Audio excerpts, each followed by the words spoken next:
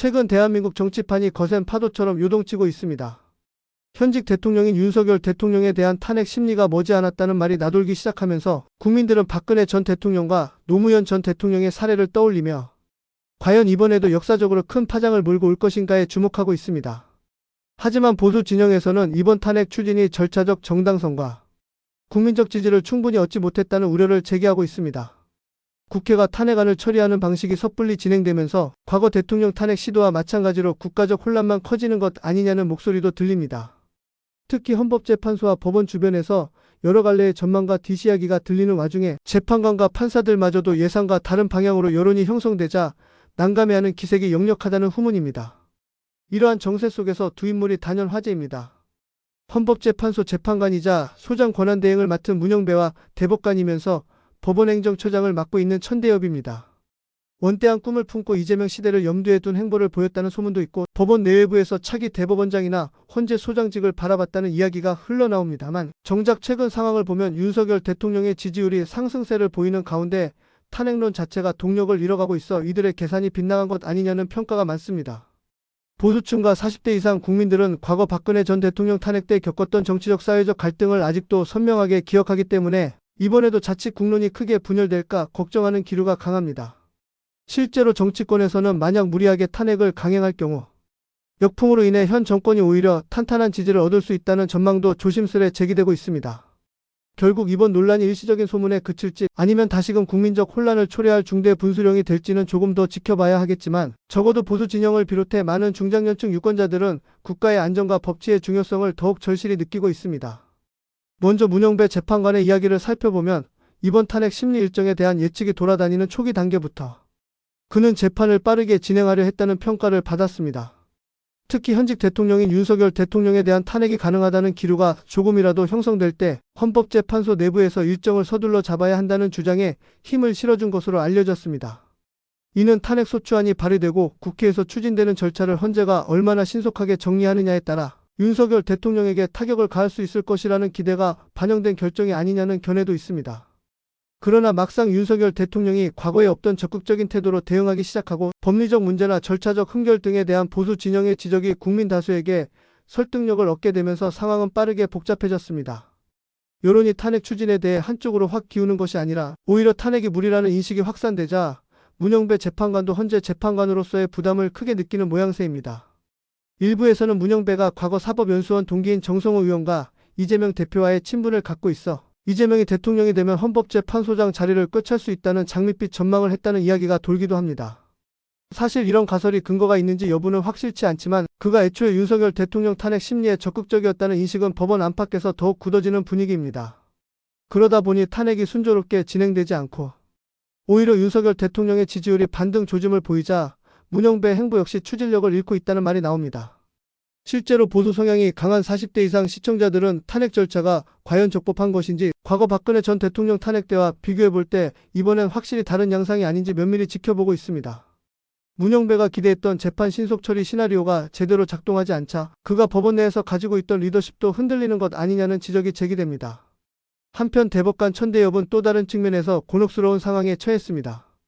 천대엽이 차기 대법원장 후보가 될 수 있다는 전망은 이전부터 법원 내부에서 꾸준히 거론되어 왔습니다. 특히 김명수 전 대법원장 체제하에서 발탁된 경력이 있다는 점 그리고 법원행정처장 역할을 맡아 상당한 영향력을 행사하고 있다는 점 때문에 그가 대법원장 자리로 가는 건 기정사실이 아니겠느냐는 예측이 있었습니다. 그런데 천대엽이 최근 언론에 보도된 발언에서 윤석열 대통령에 대한 구속영장 취소 결정이 내려진 뒤 검찰이 적시에 항고를 하지 않는 것은 문제라고 지적했다는 내용이 논란이 된 것입니다. 보수 진영에서 볼 때 이러한 발언은 사실상 사법부가 검찰에게 이렇게 해라 저렇게 해라 지시하는 모양새가 되어버렸고 이는 상권 분립 원칙에도 어긋날 수 있다는 비판도 불러일으켰습니다. 천대엽 입장에서는 단순히 의견을 표명한 것일 수 있지만 적지 않은 국민들은 사법부의 수장이 되겠다고 알려진 인물이 정치적으로 민감한 사안에 과도하게 개입하는 것처럼 보일 수 있다고 생각하게 된 것입니다. 그러자 탄핵 이슈가 터지며 헌법재판소와 대법원 전반에 대한 국민적 관심이 커진 지금 법원행정처장인 천대엽 또한 부담을 안게 되었습니다. 보수층은 천대엽이 법원 내 진보 성향 인사들과 연결되어 있다는 의심을 거두지 않고 있습니다. 특히 그가 김명수 전 대법원장 추천으로 올라간 대법관이기에 이재명과 가까운 진영이 정권을 잡으면 대법원장 자리에 오르는 것이 아니냐는 관측이 꽤 퍼져 있습니다.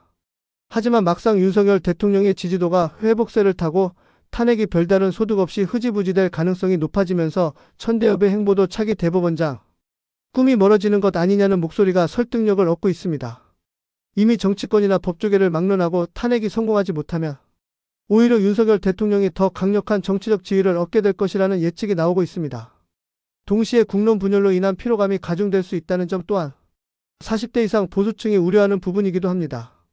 이런 가운데 한동훈 법무부 장관은 윤석열 대통령을 강하게 옹호하며 사실관계부터 절차적 정당성까지 하나하나 따져본다면 이번 탄핵 시도는 무리라는 시각을 줄곧 피력해 왔습니다. 장동혁 의원과 서정욱 변호사 역시 마찬가지로 헌법재판소의 절차적 문제점을 지적하고 국민 다수가 탄핵이 아닌 개혁이나 안정적 국정 운영을 원하고 있다고 강조하고 있습니다. 또한 조희대 대법원장이 이끄는 체제에서 어떤 인적 개편이 이루어질지도 관심사입니다. 헌법재판소와 대법원의 인선은 정치적 지형을 크게 흔들 수 있는 요소인데 보수층에서는 오히려 이번 탄핵이 무리하게 추진되다가 실패로 끝날 경우 보수 성향 인사들이 더 힘을 얻게 되리라는 기대도 있습니다. 결국 문영배와 천대엽이 품었던 큰 꿈은 윤석열 대통령에 대한 탄핵이 순탄하게 이루어졌을 때만 실현 가능성이 있는 것으로 보였지만 이제 현실은 전혀 다른 방향으로 흘러가고 있습니다. 보수 진영 입장에서는 그들이 기대했던 새로운 정권이나 진보 성향 권력 교체 시나리오가 점점 희미해지고 있다는 점에서 안도감을 느끼는 분위기도 분명히 존재합니다. 그러나 동시에 만약 탄핵 이슈가 예상치 못한 변수를 만들어내거나 여론이 갑작스러운 사건을 통해 급변한다면 정치 지형이 순식간에 뒤집힐 수도 있으므로 경계심을 늦출 수 없다는 견해도 많습니다. 어쨌든 확실한 것은 문영배와 천대엽이 이번 탄핵 사태를 계기로 국민적 주목을 받았고 그들의 과거 행적부터 현재 입지까지 샅샅이 조명되는 상황에서 과연 이들이 정말로 이재명 정권을 염두에 두었던 것인지 혹은 단순히 법관으로서 맡은 역할을 열심히 수행하려 했을 뿐인지가 향후 정치 사회적 평가를 가늠하는 중요 잣대가 될 것이라는 점입니다. 보수층과 중장년층은 이번 사태를 통해 법치주의와 절차적 정당성의 중요성을 다시 한번 확인하고 있으며 대한민국의 안정적 미래를 위해 섣부른 탄핵이 가져올 부작용에 대해 심각하게 우려하는 입장입니다. 또한 문영배와 천대엽을 비롯한 법조계 인사들이 장기적으로 어떤 길을 가게 될지 그리고 만약 탄핵이 최종적으로 각하되거나 기각되어 윤석열 대통령이 더욱 강력해졌을 때 이들은 어떤 입장을 취하게 될지도 끝까지 지켜보겠다는 시각이 지배적입니다. 그리고 몇몇 보수 논객들은 문영배나 천대엽 모두 정치적 셈법에서 자유롭지 못했을 가능성을 거론하며 헌법재판소와 대법원이 정치권에 대한 지나친 개입 혹은 기대감을 품는 순간 그 독립성과 권위가 훼손될 수 있다고 경고합니다. 무엇보다 40대 이상 국민들은 수많은 정치 격변기를 거치며 안정과 법치가 흔들릴 때마다 경제와 민생이 피해를 본 역사를 생생하게 기억하고 있기에 이번 탄핵 논란 역시 무리하게 진행되는 것을 원치 않는다는 여론이 강하다는 사실을 알 수 있습니다. 또한 헌재가 만약 탄핵을 각하하거나 기각한다면 윤석열 대통령의 정당성은 한층 강화될 수밖에 없으므로 결과적으로 보수 진영이 결집하고 반사이익을 얻을 가능성이 크다는 분석도 흘러나옵니다. 그에 따라 문영배와 천대엽 같은 법조계 핵심 인물들이 정치적 계산에 서투른 모습을 보이면 오히려 본인들의 향후 입지에도 악영향이 미칠 수 있다는 우려가 점차 커지고 있습니다. 이처럼 보수 성향 국민들은 문영배나 천대엽이 자신들의 경력과 개인적 미래를 위해 무리한 탄핵 국면에 편승한 것 아닌지 의심스럽다는 시각을 드러내고 있습니다. 결국 판결이라는 것이 법과 원칙을 근거로 해야 함에도 특정 정당이나 특정 정치인의 당선 여부에 따라 법원의 수뇌부가 결정될 것이라는 기대가 섞인 행동이 드러난다면 그 후폭풍은 결코 가볍지 않을 것이라는 경고가 점점 커지고 있습니다. 보수층이 원하는 것은 정권이 누구 손에 있든 국가 운영이 혼란에 빠지지 않고 헌법과 제도가 흔들림 없이 지켜지는 것입니다. 이 점에서 볼 때 문영배와 천대엽이 보여준 일련의 언행과 입지, 이동이 과연 사법부 본연의 자세와 부합하는가에 대해 계속해서 물음표가 붙고 있다는 사실이 이번 사태의 중요한 시사점 중 하나라고 할 수 있습니다. 하지만 시간이 지날수록 탄핵을 밀어붙이던 측에서도 예상치 못한 반발과 법리적 문제에 직면하고 있습니다. 당초 윤석열 대통령의 탄핵이 쉽게 이루어질 것이라던 주장과 달리 점점 더 많은 법조인들이 절차적 흠결과 증거 부족을 문제 삼으며 탄핵 자체가 성립하기 어렵다는 결론에 다다르고 있습니다. 특히 내란죄 적용이 빠졌다는 점과 함께 공수처의 수사 범위를 벗어난 증거가 사용된 정황이 드러나면서 이는 정상적인 판결이 불가능하다는 결정적 요인이 될 수 있다는 목소리가 커지고 있습니다. 그동안 탄핵을 주도했던 인사들조차 내부적으로 의견이 갈리며 이 정도 사안으로 현직 대통령을 탄핵하는 것은 무리한 결정이 될 수 있다는 의견이 조심스럽게 나오고 있습니다.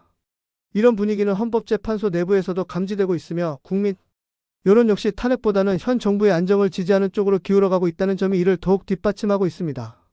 실제로 최근 발표된 여론조사에서도 윤석열 대통령에 대한 지지율이 예상과 다르게 상승하고 있으며 이는 탄핵이 추진되면서 오히려 국민들이 위기의식을 느끼고 대통령에 대한 신뢰를 다시 회복하고 있다는 해석이 나오고 있습니다. 대한민국이 또다시 정치적 혼란 속으로 빠져들기를 원치 않는 국민들이 많다는 점이 반영된 결과로 보입니다. 탄핵이 이루어진다고 해도 정치적 공백이 길어질 것이고 이는 국가적 위기를 초래할 가능성이 크다는 분석이 보수층뿐만 아니라 중도층에서도 힘을 얻고 있습니다. 탄핵이 단순히 정치적 보복의 도구로 사용되어서는 안 된다는 공감대가 확산되면서 이번 탄핵 시도가 무리한 정치적 도박이 될 수도 있다는 우려가 커지고 있는 것입니다. 이러한 흐름 속에서 헌법재판소가 섣부르게 탄핵 인용을 결정할 경우 헌재 자체의 신뢰도에도 큰 타격을 줄 수 있다는 분석이 나오고 있습니다. 헌법재판소는 정치적 중립성을 유지해야 하는 기관인데 이번 탄핵 과정에서 특정 정파의 입장을 지나치게 고려하는 듯한 모습을 보이면 향후 법적 권위가 무너질 위험이 크다는 경고도 나오고 있습니다. 헌법재판소 내부에서도 이러한 현실을 인식하고 있으며 재판관들 사이에서도 탄핵 인용을 강행하는 것이 과연 헌재의 역할에 부합하는지에 대한 깊은 고민이 이어지고 있습니다. 그 결과 애초부터 탄핵 심리를 빠르게 추진하려 했던 것으로 보였던 문영배 재판관의 입지는 점점 더 좁아지고 있습니다. 그는 헌법재판소 내에서 강경한 입장을 유지하며 신속한 결정을 원했던 것으로 보이지만 상황이 예상과 다르게 흘러가면서 결국 원하는 결론을 끌어내지 못할 가능성이 높아졌습니다. 특히 그의 임기가 얼마 남지 않은 상황에서 탄핵을 성공적으로 마무리하고 차기 정부에서 유리한 자리를 기대했던 전략이 무산될 가능성이 커지면서 정치권에서도 그를 바라보는 시선이 달라지고 있습니다. 만약 탄핵이 각하되거나 기각될 경우 그는 탄핵을 지나치게 서두르다 법적, 절차적 문제를 간과했다는 비판에서 자유로울 수 없게 됩니다. 대법관 천대엽 역시 비슷한 상황에 처해 있습니다. 그는 차기 대법원장이 될 가능성이 점쳐지며 주목받았던 인물이지만 이번 탄핵 사태로 인해 그 기대는 물거품이 될 가능성이 커졌습니다. 천대엽이 법원행정처장으로서 대법원 내 영향력을 행사하며 차기 대법원장으로 자리매김하려는 전략을 펼쳤다는 평가가 있었지만 탄핵 국면에서 정치적으로 민감한 행보를 보이며 논란을 일으켰고 결과적으로 그가 대법원장으로 올라갈 길이 더욱 험난해졌다는 평가가 나옵니다. 보수층에서는 그가 지나치게 정치적인 계산을 하면서도 법원 내부의 균형을 유지하지 못했고 결과적으로 탄핵 이슈가 역풍을 맞으면서 본인의 정치적 미래까지 불투명해진 것으로 보고 있습니다. 결국 문영배와 천대엽 두 사람 모두 무리수를 두다가 정치적, 법적 입지를 모두 잃을 위기에 처했다는 분석이 힘을 얻고 있습니다. 탄핵이라는 거대한 이슈에 휘말려 그 속에서 자신들의 역할을 키우려 했지만 결과적으로 상황이 그들이 예상했던 것과 다르게 흘러가면서 오히려 법조계와 정치권에서의 신뢰를 잃어가고 있는 것입니다. 이는 헌법재판소와 대법원의 독립성과 정치적 중립성이 얼마나 중요한지를 다시금 깨닫게 하는 사례로 남을 가능성이 큽니다. 국민들은 헌재와 대법원이 특정 정파의 입장을 반영하는 것이 아니라 헌법과 법률에 따른 공정한 판단을 내리는 기관으로 남기를 바라며 이번 탄핵 과정에서 이러한 원칙이 지켜질 것인지 주목하고 있습니다. 무엇보다 이번 탄핵 이슈를 계기로 대한민국 정치 지형이 또 한 번 크게 요동칠 가능성이 커지고 있으며 보수층과 중도층이 결집하는 계기가 될 수도 있습니다. 문영배와 천대엽이 헌재와 대법원을 통해 정치적 영향력을 확대하려던 시도는 결국 국민들의 냉정한 평가 속에서 무산될 가능성이 높으며 탄핵이 각하되거나 기각될 경우 윤석열 대통령의 정치적 위상은 더욱 강화될 것입니다. 이러한 점에서 보수층에서는 이번 탄핵 시도가 법적으로나 정치적으로도 실패한 전략이라는 인식이 점점 더 굳어지고 있습니다. 결국 이런 분위기 속에서 헌법재판소는 탄핵 심리에 대한 속전속결 결론을 내리기가 부담스러워졌습니다. 처음에는 탄핵 인용이 기정사실화될 것처럼 보였지만 시간이 흐르면서 법적 절차의 문제와 국민 여론이 점점 더 탄핵 반대로 기울면서 헌법재판소 역시 무리한 결정을 내릴 수 없는 상황이 되었습니다. 탄핵 심리는 더 이상 정치적 압박이나 특정 세력의 의도대로 진행될 수 없는 국면으로 접어들었고 이제는 오히려 각하될 가능성이 높아졌다는 평가가 우세해지고 있습니다. 이런 흐름을 감지한 윤석열 대통령 역시 더욱 자신감을 갖고 대국민 소통 행보를 강화하며 지지층을 결집시키고 있습니다. 탄핵을 추진했던 세력들이 점점 수세에 몰리는 가운데 윤 대통령은 오히려 국정 운영의 안정성과 법치 수호를 강조하면서 국민적 지지를 더욱 확대하는 모습입니다. 그동안 탄핵을 주도했던 인물들은 예상과 전혀 다른 상황을 맞이하고 있습니다. 한때 기세등등했던 문영배와 천대엽은 탄핵이 성사될 것이라는 기대 속에서 자신들의 입지를 강화하려 했지만 지금의 결과는 그들의 예상과는 정반대입니다. 문영배는 헌법재판소 소장 권한대행으로서 탄핵 심리를 빠르게 마무리하고 정치적 영향력을 행사하려 했지만 결과적으로 명확한 결론을 내리지 못한 채 임기가 끝나버릴 가능성이 커졌습니다. 헌법재판소 내부에서도 절차적 정당성을 무시하고 탄핵을 인용하는 것이 부담스러운 선택이 되면서 결국 문영배가 원하는 방향대로 사건이 흘러가지 않고 있는 것입니다. 천대엽 역시 마찬가지입니다. 차기 대법원장을 노리고 있던 그는 법원행정처장으로서 영향력을 행사하며 자신의 입지를 다지려 했지만 탄핵 이슈가 법조계 내부에서도 논란이 되면서 그의 정치적 미래는 불투명해졌습니다. 더욱이 윤석열 대통령이 흔들리지 않고 국정을 운영하면서 보수층이 결집하는 상황에서 천대엽이 차기 대법원장이 될 가능성은 거의 사라졌다는 평가가 나옵니다. 이와 함께 이재명의 대권 가능성마저 희박해지면서 문영배와 천대엽이 기대했던 정치적 보상 역시 물거품이 되고 말았습니다. 그들은 윤석열 대통령이 탄핵되면 정치적 지형이 크게 바뀌고 자신들에게 유리한 기회가 올 것이라고 기대했지만 현실은 정반대로 흘러가고 있습니다. 윤 대통령에 대한 지지는 오히려 강화되고 있으며 탄핵을 추진했던 세력들은 오히려 정치적 타격을 받고 있는 상황입니다. 이번 탄핵 시도는 과거 박근혜, 노무현 전 대통령의 탄핵 사례와 비교해도 국민적 공감대를 충분히 얻지 못했다는 평가가 지배적입니다. 탄핵이 단순한 정치적 도구로 이용될 경우 국민들이 이를 용납하지 않는다는 점이 다시 한번 입증된 것입니다. 결국 윤석열 대통령은 정치적 타격을 입기는커녕 오히려 더 큰 지지를 얻으며 입지를 강화하고 있습니다. 반면 문영배와 천대엽은 무리한 정치적 계산과 행동으로 인해 법조계 내부에서도 신뢰를 잃어가고 있습니다. 이들의 사례는 무리한 정치적 움직임이 얼마나 위험한 결과를 초래할 수 있는지를 여실히 보여주고 있습니다. 법치와 절차적 정당성이 무너질 경우 결국 그 피해는 국민들에게 돌아간다는 점을 다시 한번 환기시키고 있는 것입니다. 이번 탄핵 정국이 대한민국 정치에 던지는 메시지는 명확합니다. 국민의 의사가 최우선이며 법치와 절차적 정당성을 무시한 정치적 행보는 반드시 역풍을 맞게 된다는 것입니다. 대한민국의 법질서와 헌법 정신이 흔들리지 않고 지켜져야만 국가의 안전과 미래가 보장될 수 있습니다. 이번 사태를 통해 국민들은 어떤 선택이 옳은지 다시 한번 깊이 생각하게 될 것입니다. 오늘 영상이 유익하셨다면 좋아요와 구독, 알림 설정 꼭 부탁드립니다. 여러분의 의견도 댓글로 남겨주시기 바랍니다. 대한민국의 미래를 함께 고민하고 만들어가겠습니다. 감사합니다. 대한민국의 운명이 걸린 윤석열 대통령 탄핵 심판, 그 최종 결정의 순간이 점점 다가오고 있다. 헌법재판소는 현재 평의를 이어가고 있으며 조만간 최종 판결을 내릴 예정이다. 헌재는 총 8명의 재판관이 투표를 통해 탄핵을 인용할 것인지 아니면 기각 또는 각하할 것인지를 결정하게 된다. 이번 탄핵 심판은 대한민국 정치사에서 유례없는 혼란을 몰고 왔고 정치적 대결의 최전선에서 국가의 미래를 가를 중대한 순간이 될 것이다. 과거 박근혜 전 대통령 탄핵 당시와는 상황이 완전히 다르다. 당시에는 박 대통령의 지지율이 바닥을 치면서 여론이 탄핵을 기정사실화했고 국회에서도 여야를 막론하고 탄핵 찬성 분위기가 강했다. 심지어 박 전 대통령이 임명한 재판관들조차 만장일치로 탄핵을 인용하며 정치적 생명이 단절되었다. 하지만 지금은 상황이 완전히 달라졌다. 윤석열 대통령을 지지하는 보수층은 더욱 결집하고 있으며 오히려 탄핵을 정치적 공세로 규정하며 강한 반발을 보이고 있다. 특히 이번 사태는 법적 논란이 크고 실질적인 탄핵 사유가 부족하다는 점에서 박 전 대통령 탄핵과는 성격이 전혀 다르다. 현재 헌재 내부에서도 탄핵보다는 기각이나 각하 쪽으로 무게가 실리고 있다. 헌법재판소 재판관 8명 중 보수 성향으로 분류되는 인물이 다수 포진해 있다는 점은 탄핵 인용이 쉽지 않음을 보여준다. 헌재의 최종 결정이 대한민국의 정치 지형을 뒤흔들 변수로 작용할 것은 분명하다. 만약 탄핵이 인용된다면 이는 단순한 정권의 교체가 아닌 대한민국 보수 진영 전체에 대한 도전이 될 것이고 반대로 기각이나 각하될 경우 현 정권과 보수층이 더욱 강한 결속력을 갖게 되는 계기가 될 것이다. 하지만 모든 것이 확정된 것은 아니다.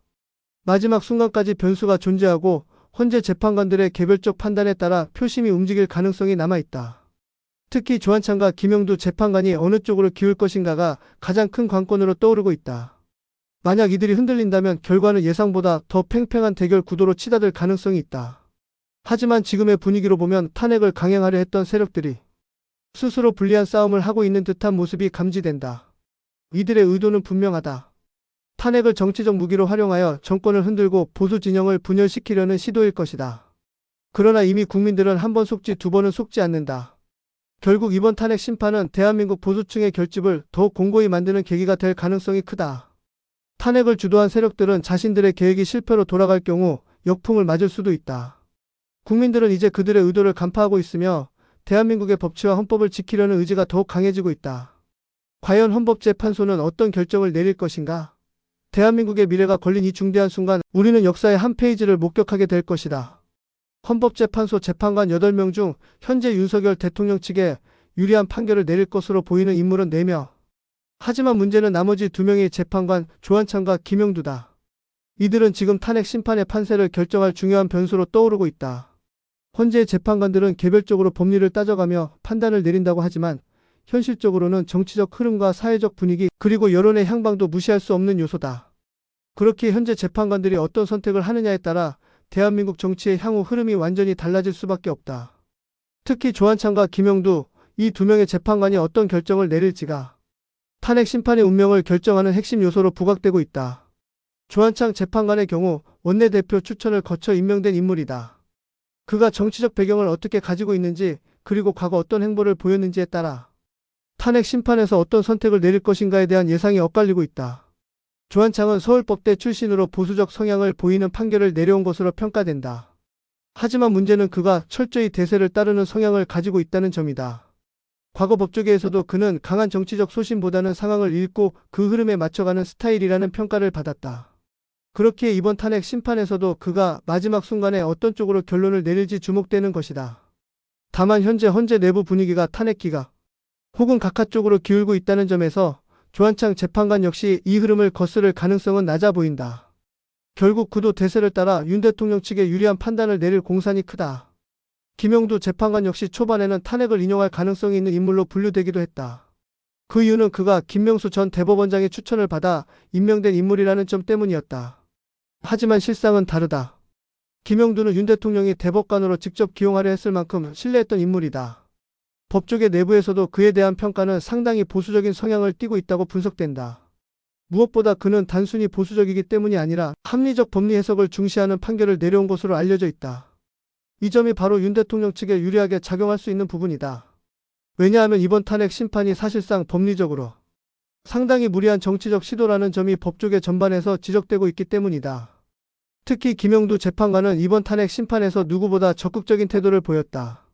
변론 과정에서 그는 16명의 증인 중 무려 15명에게 직접 질문을 던지는 등 법리적 판단을 위한 근거 수집에 집중했다. 반면에 탄핵을 주장하는 측에 서 있는 다른 재판관들은 오히려 질문을 거의 하지 않았다.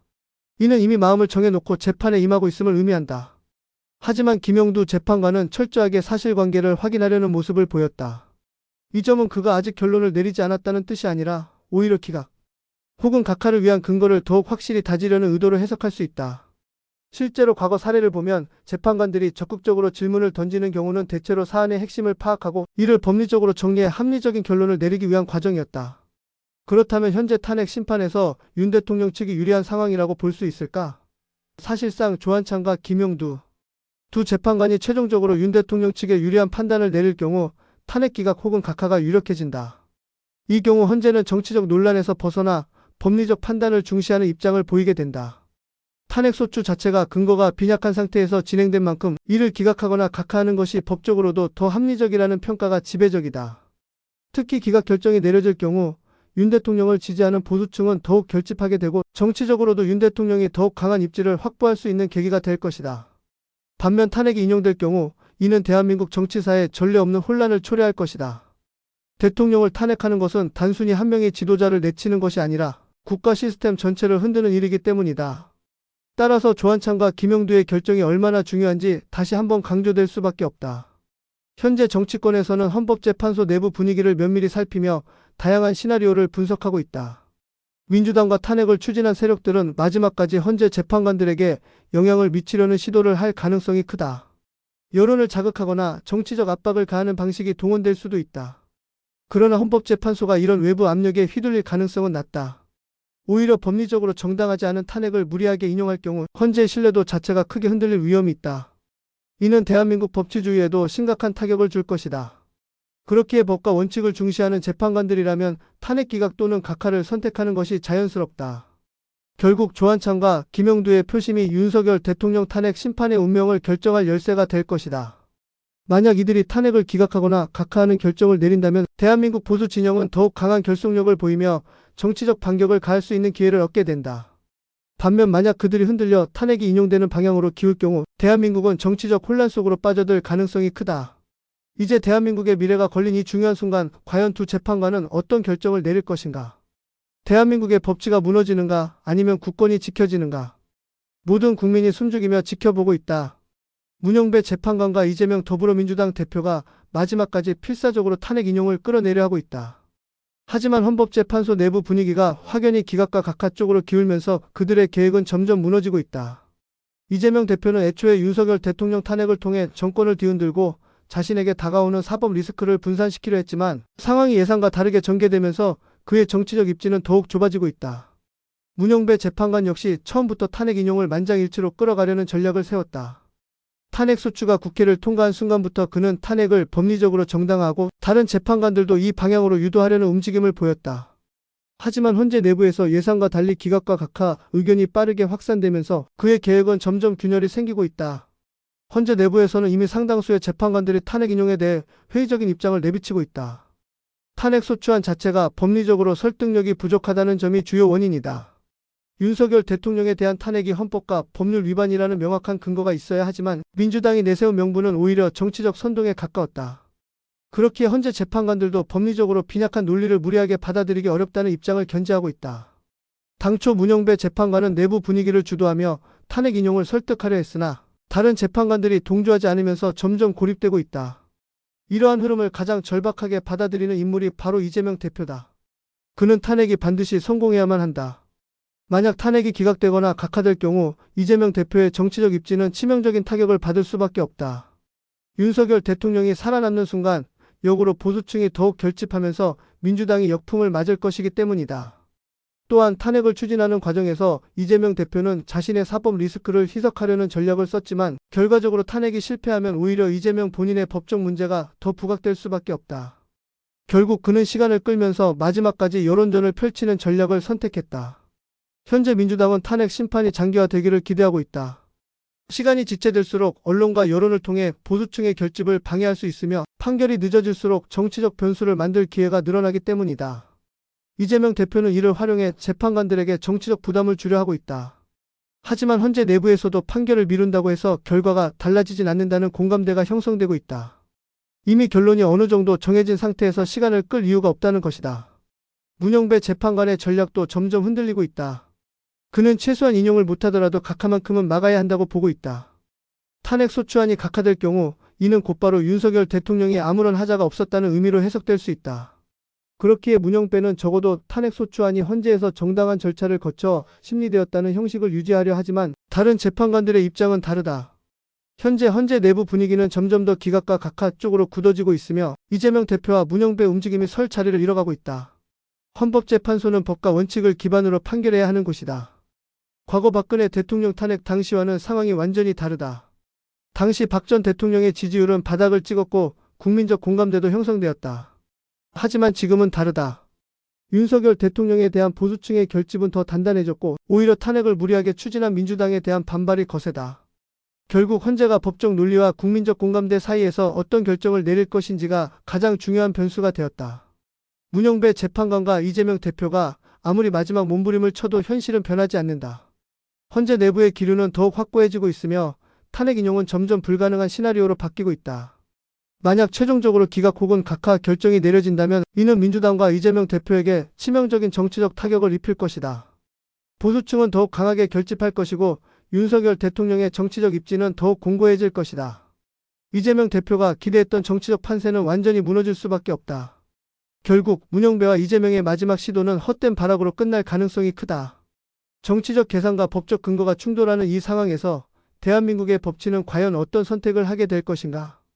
탄핵 심판의 끝이 다가오고 있다. 결국 윤석열 대통령 탄핵은 사실상 실패로 끝날 가능성이 높아졌다. 헌법재판소 내부의 분위기를 분석해보면 각하 또는 기각이 유력한 상황이며 탄핵이 인용될 가능성은 점점 희박해지고 있다. 당초 민주당과 이재명 대표는 윤 대통령을 정치적으로 궁지에 몰아넣기 위해 탄핵을 강행했지만 법리적 근거가 부족하다는 지적이 끊이지 않았다. 헌재 내부에서도 탄핵소추안 자체가 헌법과 법률에 명확히 위배된다는 점이 반복적으로 제기되면서 결과는 이미 정해진 것이나 다름없다. 특히 이번 탄핵 심판의 핵심 변수였던 조한창과 김영두 재판관이 보수 진영에 확실히 서게 되면서 판결은 사실상 결정된 것이나 다름없다. 헌재에서 탄핵이 인용되려면 최소 6명의 찬성표가 필요하지만 현재 탄핵 인용에 찬성할 것으로 보이는 재판관은 최대 3명에 불과하다. 만약 조한창과 김영두가 확고한 입장을 유지한다면 최소 44 또는 53으로 탄핵이 기각될 전망이다. 44가 나오면 헌법재판소의 규정상 자동으로 기각되며 53이면 기각 결정이 내려진다. 더 나아가 각하 결론이 나오게 되면 탄핵은 아예 무효화되며 애초에 소추 자체가 부적절했다는 의미가 된다. 이는 민주당이 추진했던 탄핵이 완전히 실패했다는 강력한 정치적 메시지를 남기는 셈이다. 이재명 대표와 문영배 재판관은 마지막까지 저항하며 탄핵 인용을 이끌어내려 했지만 흐름을 뒤집기에는 역부족이었다. 헌재 내부에서 이미 탄핵의 법적 논리 부족에 대한 공감대가 형성된 상황에서 그들이 아무리 정치적 논리를 앞세운다 해도 재판관들의 결정을 바꿀 수는 없었다. 오히려 이런 무리한 시도가 보수층의 결집을 더욱 강화하는 결과를 낳았으며 정치적 역풍을 맞을 가능성이 커졌다. 탄핵 정국은 결국 대한민국 정치 지형에 새로운 국면을 열게 될 것이다. 민주당과 이재명 대표는 윤석열 대통령을 정치적으로 무너뜨리려 했지만 오히려 보수층의 강한 반발을 불러일으키며 정반대의 결과를 초래했다. 보수층은 탄핵 기각을 계기로 더욱 결집할 것이고 윤 대통령에 대한 지지도 또한 강해질 가능성이 크다. 반면 민주당은 탄핵 실패로 인해 정치적 신뢰도를 상실하며 향후 선거에서도 상당한 타격을 받을 것으로 보인다. 여러분의 생각은 어떻습니까? 이번 탄핵 심판 결과가 대한민국의 정치 지형에 어떤 영향을 미칠까요? 여러분의 의견을 댓글로 남겨주세요. 구독과 좋아요는 큰 힘이 됩니다. 영상이 유익했다면 꼭 좋아요를 눌러주시고 더 많은 소식을 받고 싶다면 구독과 알림 설정도 부탁드립니다.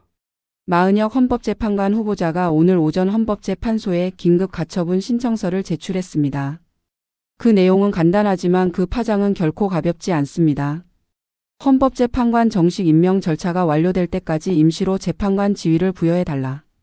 즉 윤석열 대통령 탄핵 심판 선고 전에 자신을 공식적인 헌법재판관으로 인정해달라는 것입니다. 이 말은 무슨 의미일까요? 탄핵 심판의 결정이 내려지는 그 순간 자신이 반드시 그 판결에 개입할 수 있도록 보장해달라는 것입니다. 이 가처분 신청을 제출한 변호사는 바로 김정환 변호사입니다. 그는 앞서 최상목 대통령 권한대행이 국회가 선출한 재판관 후보자를 임명하지 않은 것은 명백한 위헌이라며 헌법 소원을 제기한 바 있습니다. 그리고 오늘 추가적으로 가처분 신청까지 강행하며 강한 압박을 가하고 나선 것입니다. 그런데 여기서 짚고 넘어가야 할 중요한 포인트가 있습니다. 이 가처분 신청이 받아들여진다면 그 의미는 무엇일까요? 그것은 곧 헌재가 윤석열 대통령 탄핵 사건에서 마은혁을 임시 재판관으로 인정하는 것과 다를 바 없는 상황이 된다는 것입니다. 이는 탄핵 심판의 최종 결론에 절대적인 영향을 미칠 수밖에 없습니다. 결국 민주당과 그 지지 세력은 탄핵을 관철시키기 위해 모든 방법을 동원하고 있다는 뜻입니다. 원래대로라면 재판관으로 정식 임명된 인물만이 판결에 참여할 수 있습니다. 하지만 민주당은 그 기본적인 원칙조차 무너뜨리고 있습니다. 마은혁이 정식으로 임명될 수 없다면 그냥 임시라도 들여보내겠다는 무리수를 던지고 있는 것입니다. 이렇게까지 해서라도 윤석열 대통령을 탄핵시켜야만 하는 이유가 무엇인지 의문이 들지 않을 수 없습니다. 과연 이것이 공정한 법치국가에서 벌어질 수 있는 일일까요? 더 중요한 점은 헌법재판소가 법률상 대통령이 반드시 마은혁을 임명해야 한다고 강제할 수 없다는 것입니다. 헌재의 결정은 권고일 뿐이며 최종 결정권은 대통령에게 있습니다. 하지만 지금 민주당과 그들을 대변하는 세력들은 마치 헌재가 무소불위의 권력을 가진 것처럼 행동하며 대통령의 권한을 무력화하려 하고 있습니다. 가처분 신청이 인용될 경우 탄핵 심판 판결에 대한 신뢰성 자체가 심각하게 훼손될 것입니다. 이미 헌재 내부에서도 재판관들의 정치적 성향이 논란이 되고 있는 가운데 마은혁이 억지로 들어와 판결을 좌지우지한다면 그 결론은 이미 정해진 것이나 다름없을 것입니다. 대한민국이 이처럼 정치적 사법 쿠데타의 희생양이 되어서는 안 됩니다. 이번 사건은 단순히 한 사람의 임명 여부를 떠나 대한민국 법치주의의 근간을 흔들고 있습니다. 과연 우리는 이러한 정치 공작을 가만히 지켜보고만 있어야 할까요? 박찬대 더불어민주당 원내대표가 오늘 원내대책회의에서 최상목 대통령 권한대행을 향해 강도 높은 최후 통첩을 날렸습니다. 그는 헌법 수호에 막중한 책임을 져버리고 헌정 질서를 유린한 책임을 더 이상 묵과할 수 없다며 강하게 압박했습니다. 박찬대는 민주당의 공식 입장을 대변하며 최상목 권한대행을 직접 겨냥해 헌법재판소가 마은혁 후보자를 임명하라고 결정한 지 19일이 지났다. 그런데도 임명을 거부하는 것은 명백한 위법이다. 라고 주장했습니다. 그리고 여기서 끝나지 않았습니다. 그는 내일까지 임명하라며 최후 통첩을 날리며 그렇지 않을 경우 중대한 결단을 내릴 것이라고 경고했습니다. 이 말은 무슨 뜻일까요? 민주당이 사실상 대통령 권한대행을 상대로 법적 정치적 공세를 강화하겠다는 것이고 더 나아가 국회 차원에서의 강경 대응을 예고하는 것과 다름없습니다. 지금 민주당이 이렇게까지 강하게 밀어붙이는 이유는 단 하나입니다. 윤석열 대통령 탄핵 심판 선고가 임박했다는 점 때문입니다. 민주당은 탄핵 인용 가능성을 높이기 위해 반드시 마은혁 후보를 헌재 재판관으로 앉히려 하고 있습니다. 헌재 재판관 한 명이 얼마나 중요한 역할을 하는지 알고 있기 때문에 합법이든 편법이든 어떤 방법을 써서라도 반드시 마은혁을 재판관으로 만들겠다는 것입니다. 이미 헌재 내에서 탄핵을 인용할 가능성이 높다는 분석이 나오고 있는 상황에서 단 한 명의 추가적인 재판관이 결정적인 역할을 할 수도 있기 때문입니다.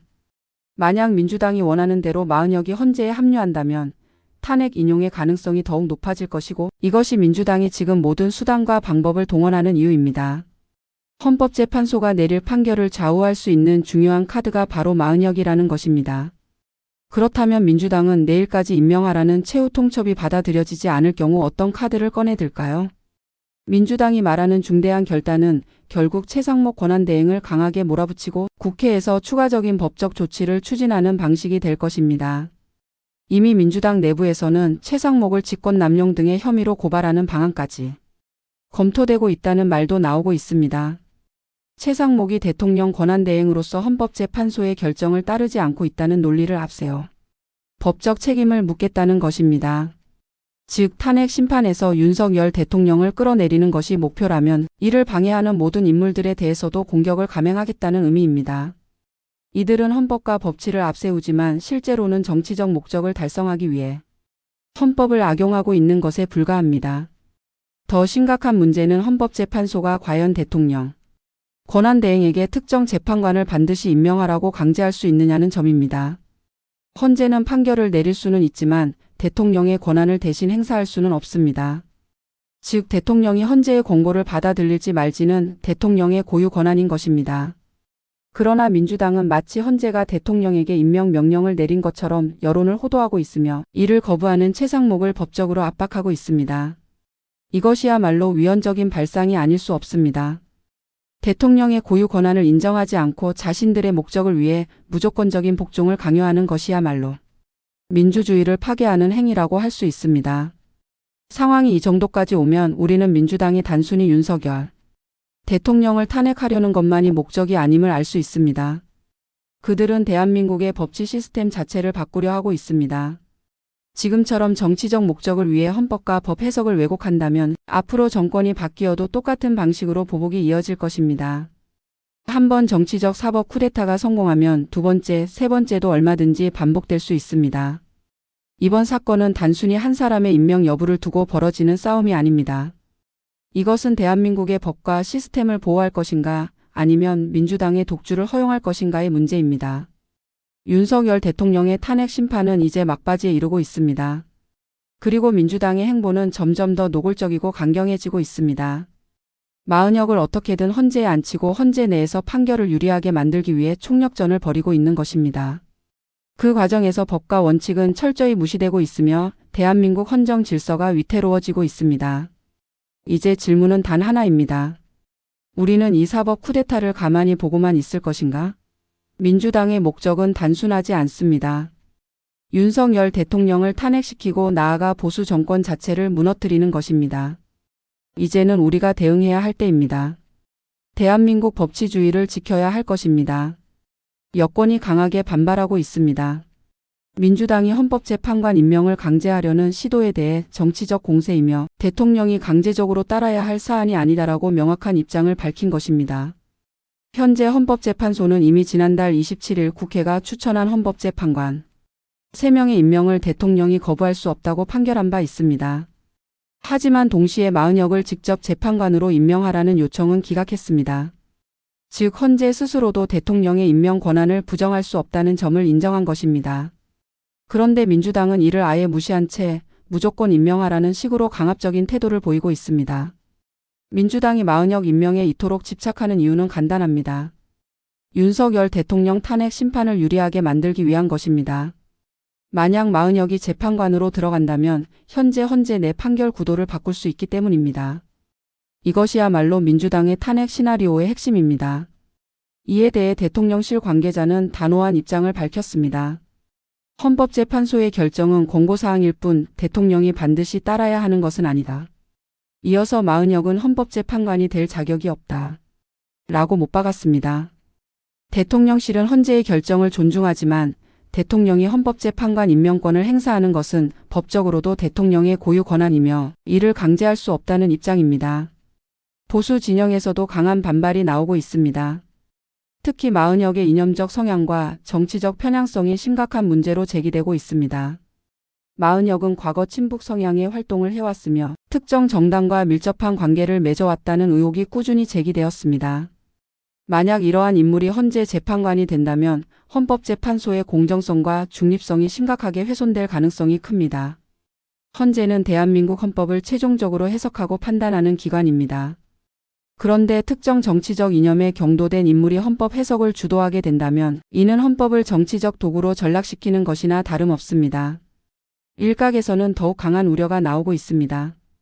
헌재 재판관을 이렇게 무리하게 끼워 넣으려는 것은 결국 탄핵을 인용시키기 위한 꼼수에 불과하다는 것입니다. 민주당이 절차와 원칙을 무시하고 오로지 어떻게든 윤석열 대통령 탄핵을 성공시키겠다는 정치적 목적만을 위해 움직이고 있다는 비판이 거세지고 있습니다. 대한민국의 사법체계를 무력화시키고 헌재를 장악해 원하는 판결을 끌어내려는 시도가 아니냐는 의심이 커지고 있는 것입니다. 사실 민주당은 그동안 법치를 존중하는 정당이 아니었습니다. 이재명 대표를 비롯한 민주당 인사들이 검찰 수사를 피하기 위해 온갖 법적 꼼수를 동원했던 것만 봐도 알 수 있습니다. 대통령 탄핵 역시 마찬가지입니다. 자신들에게 불리한 정권을 어떻게든 끌어내리기 위해 헌법재판관 임명 과정까지 왜곡하려 하고 있습니다. 하지만 문제는 이러한 시도가 성공할 경우 대한민국 헌정 질서 자체가 크게 흔들릴 수 있다는 것입니다. 대통령을 탄핵시키는 것은 대한민국 정치 체제에서 가장 중대한 사안입니다.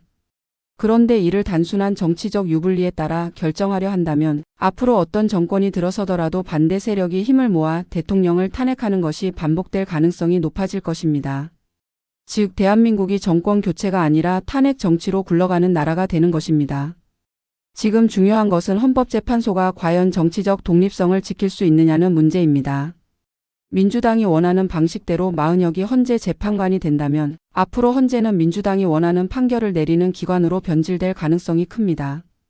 헌법재판소가 특정 정당의 입맛에 따라 움직이는 순간 대한민국의 법치주의는 끝장난다고 해도 과언이 아닙니다. 현재 헌법재판소의 상황은 그야말로 대한민국의 미래를 결정할 중대한 기로에 서 있습니다. 마은혁 임명을 둘러싼 이번 논란은 단순한 인사 문제가 아닙니다. 이것은 대한민국의 사법체계를 지킬 것인가 아니면 특정 정당의 정치적 도구로 전락시킬 것인가의 싸움입니다.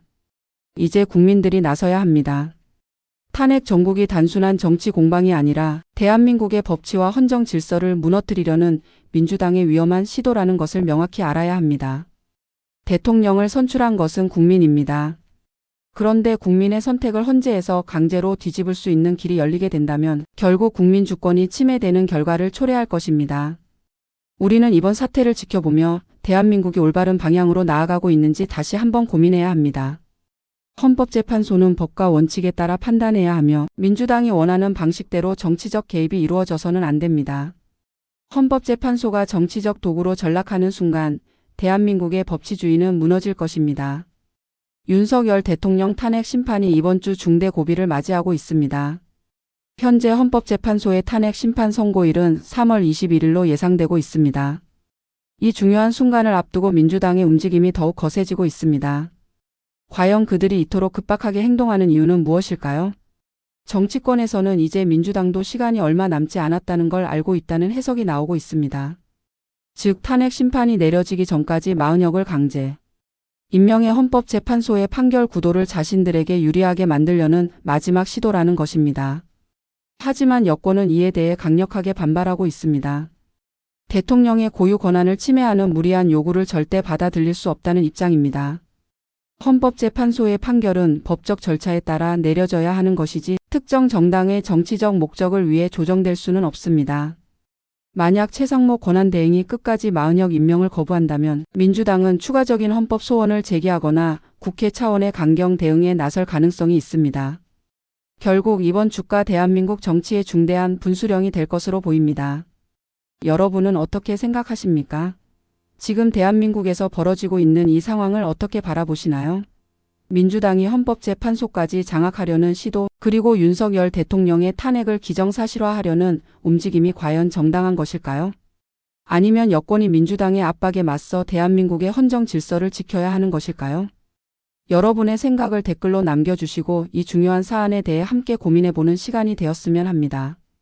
구독과 좋아요, 알림 설정을 눌러주시면 앞으로도 대한민국의 운명을 결정할 중요한 소식들을 빠르게 받아보실 수 있습니다. 여러분의 작은 클릭이 대한민국의 법치주의를 지키는 데 큰 힘이 됩니다. 지금 바로 의견을 남겨주시고 대한민국의 미래를 함께 지켜나갑시다. 최근 더불어민주당 이재명 대표가 충격적인 발언을 내놓았습니다. 자신이 암살 위협을 받고 있다는 것인데 그 수법이 무려 러시아산 총기를 이용한 테러라는 겁니다.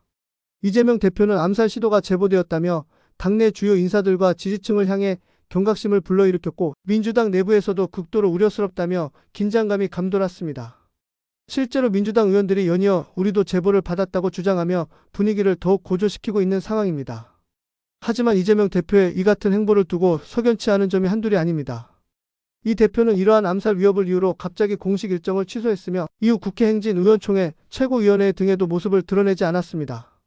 과거 정치적 위기 상황에서도 대담한 모습을 보이며 정면 돌파를 시도했던 그가 이번에는 이례적으로 조용히 움직이고 있다는 점이 의아한 부분입니다. 심지어 일부 보도에 따르면 이재명 대표는 하루 종일 종적을 감추는가 하면 공식 일정 중 돌연 사라지기도 했다고 전해집니다.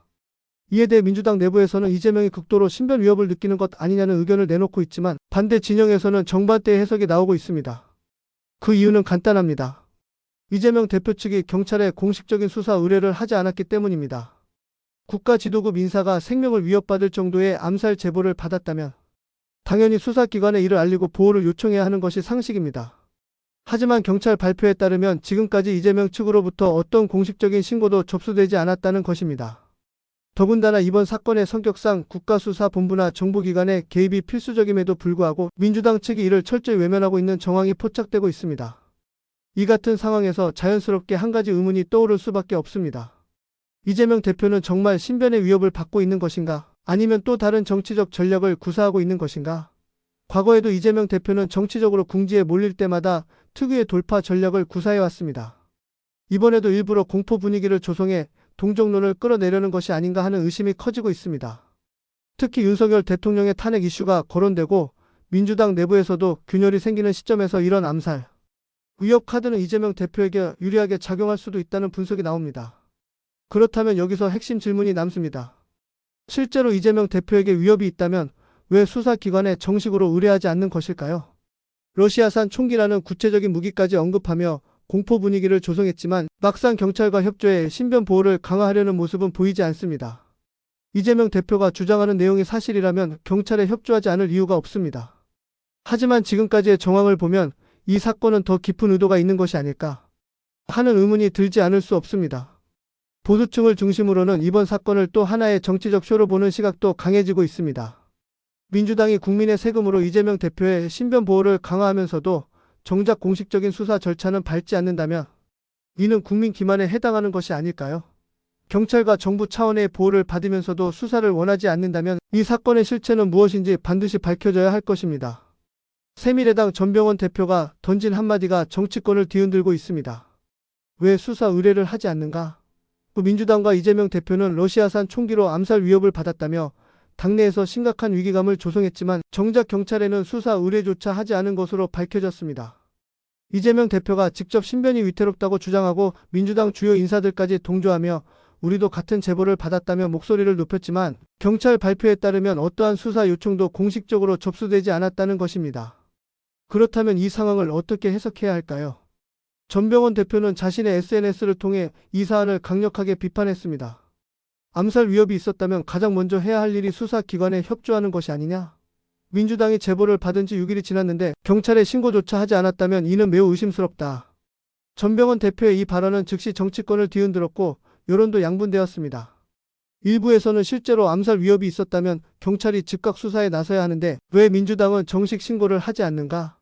라는 의문을 제기하고 있으며 반대로 친민주당 지지층에서는 신변 보호 차원에서 조용히 대처하고 있는 것이라는 주장도 나오고 있습니다. 하지만 이런 해명이 과연 타당한 것일까요? 사실 경찰 수사는 피해자의 신고 없이는 제대로 진행되기 어렵습니다. 특히 이번 사안처럼 국가 주요 인사에 대한 암살 시도라는 중대 사안이 발생했다면 관련 기관은 즉각 대응에 나설 수밖에 없습니다. 그러나 경찰청 국가수사본부가 공식적으로 민주당으로부터 수사 의뢰를 받은 적이 없다고 발표하면서 오히려 경찰 내부에서 당혹스러워하는 분위기까지 감지되고 있습니다.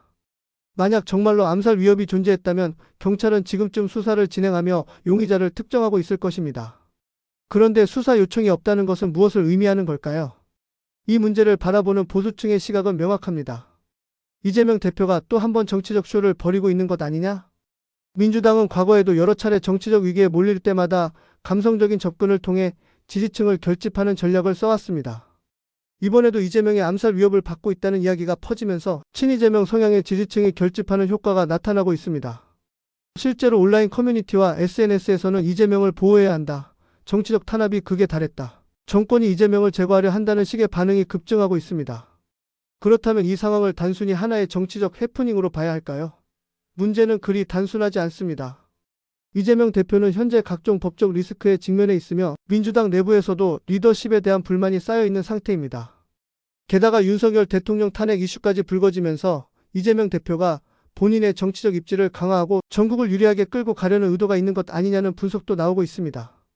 그런데 민주당 내부에서도 이상한 기류가 감지되고 있습니다.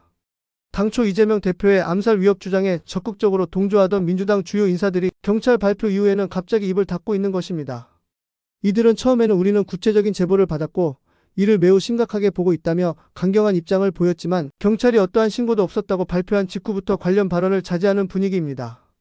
결국 당 내부에서도 이재명 대표의 이번 행보를 섣불리 감싸지 못하는 것 아니냐는 의구심이 커지고 있습니다.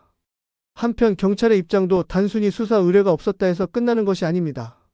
수사 당국 관계자들은 우리는 민주당과 협의를 진행 중이지만 제보의 실체가 있는지조차 확인이 어렵다고 밝혔습니다.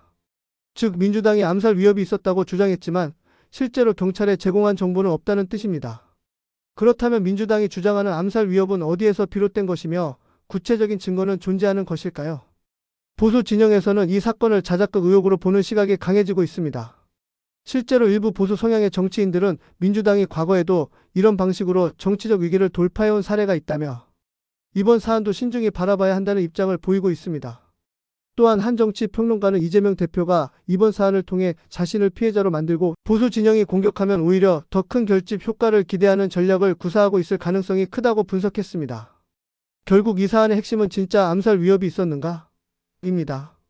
만약 민주당이 주장하는 것처럼 실제로 신변 위협이 존재했다면 그에 걸맞은 수사와 조치가 이루어져야 합니다. 하지만 경찰이 공식적으로 수사 의뢰가 없다고 발표한 이상 민주당의 주장에는 필연적으로 의문이 따라붙을 수밖에 없습니다. 그렇다면 이재명 대표와 민주당은 왜 여전히 경찰과의 공식 협조를 회피하고 있는 것일까요? 만약 정말 암살 위협이 존재했다면 가장 먼저 경찰과 협력해야 하는 것이 상식일 텐데 왜 이렇게 소극적인 태도를 보이는 것일까요? 정치권과 국민들이 납득할 수 있는 답변이 필요해 보입니다. 경찰청 국가수사본부가 공식 기자간담회를 통해 밝힌 내용은 충격적이었습니다.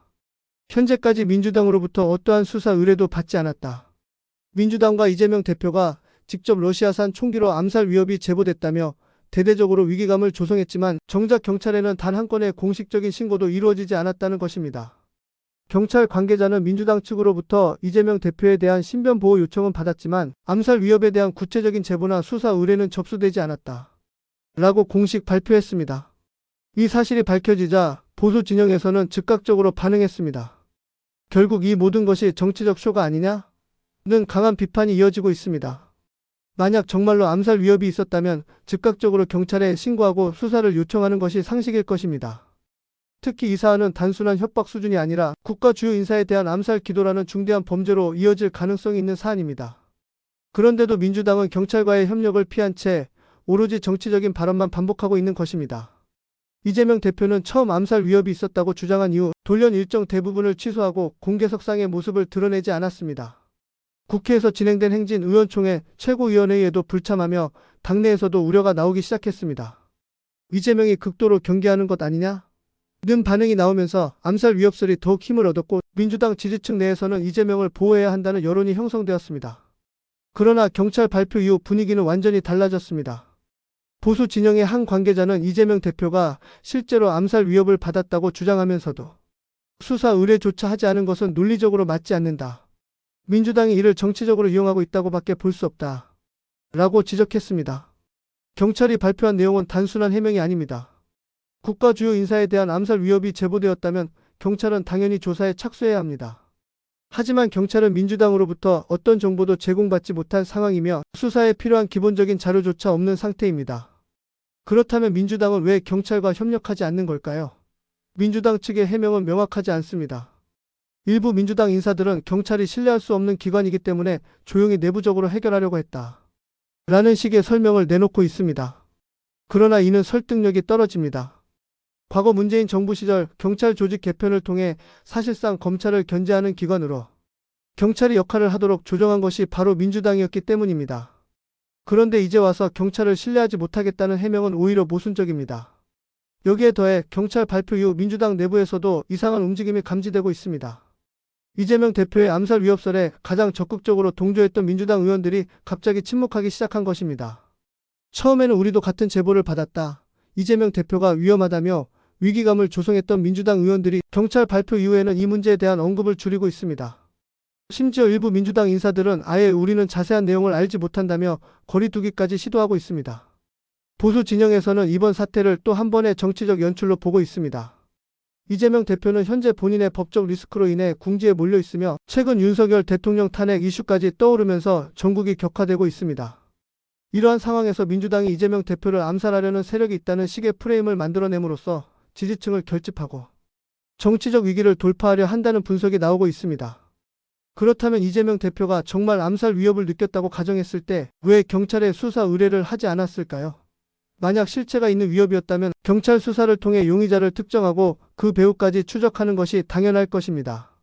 그러나 경찰 발표에 따르면 제보 문자 내용조차 민주당 측으로부터 전달받은 바 없다는 것입니다. 즉 민주당이 주장하는 암살 위협이라는 것은 실체가 없는 단순한 주장일 가능성이 높아졌다는 이야기입니다. 경찰이 발표한 내용이 사실이라면 결국 민주당은 국민과 언론을 상대로 위기감을 조성하는 데만 집중하고 있었던 셈이 됩니다. 이재명 대표가 신변 위협을 느껴 신변 보호를 요청했다면 법적 절차에 따라 보호 조치를 받을 수 있습니다.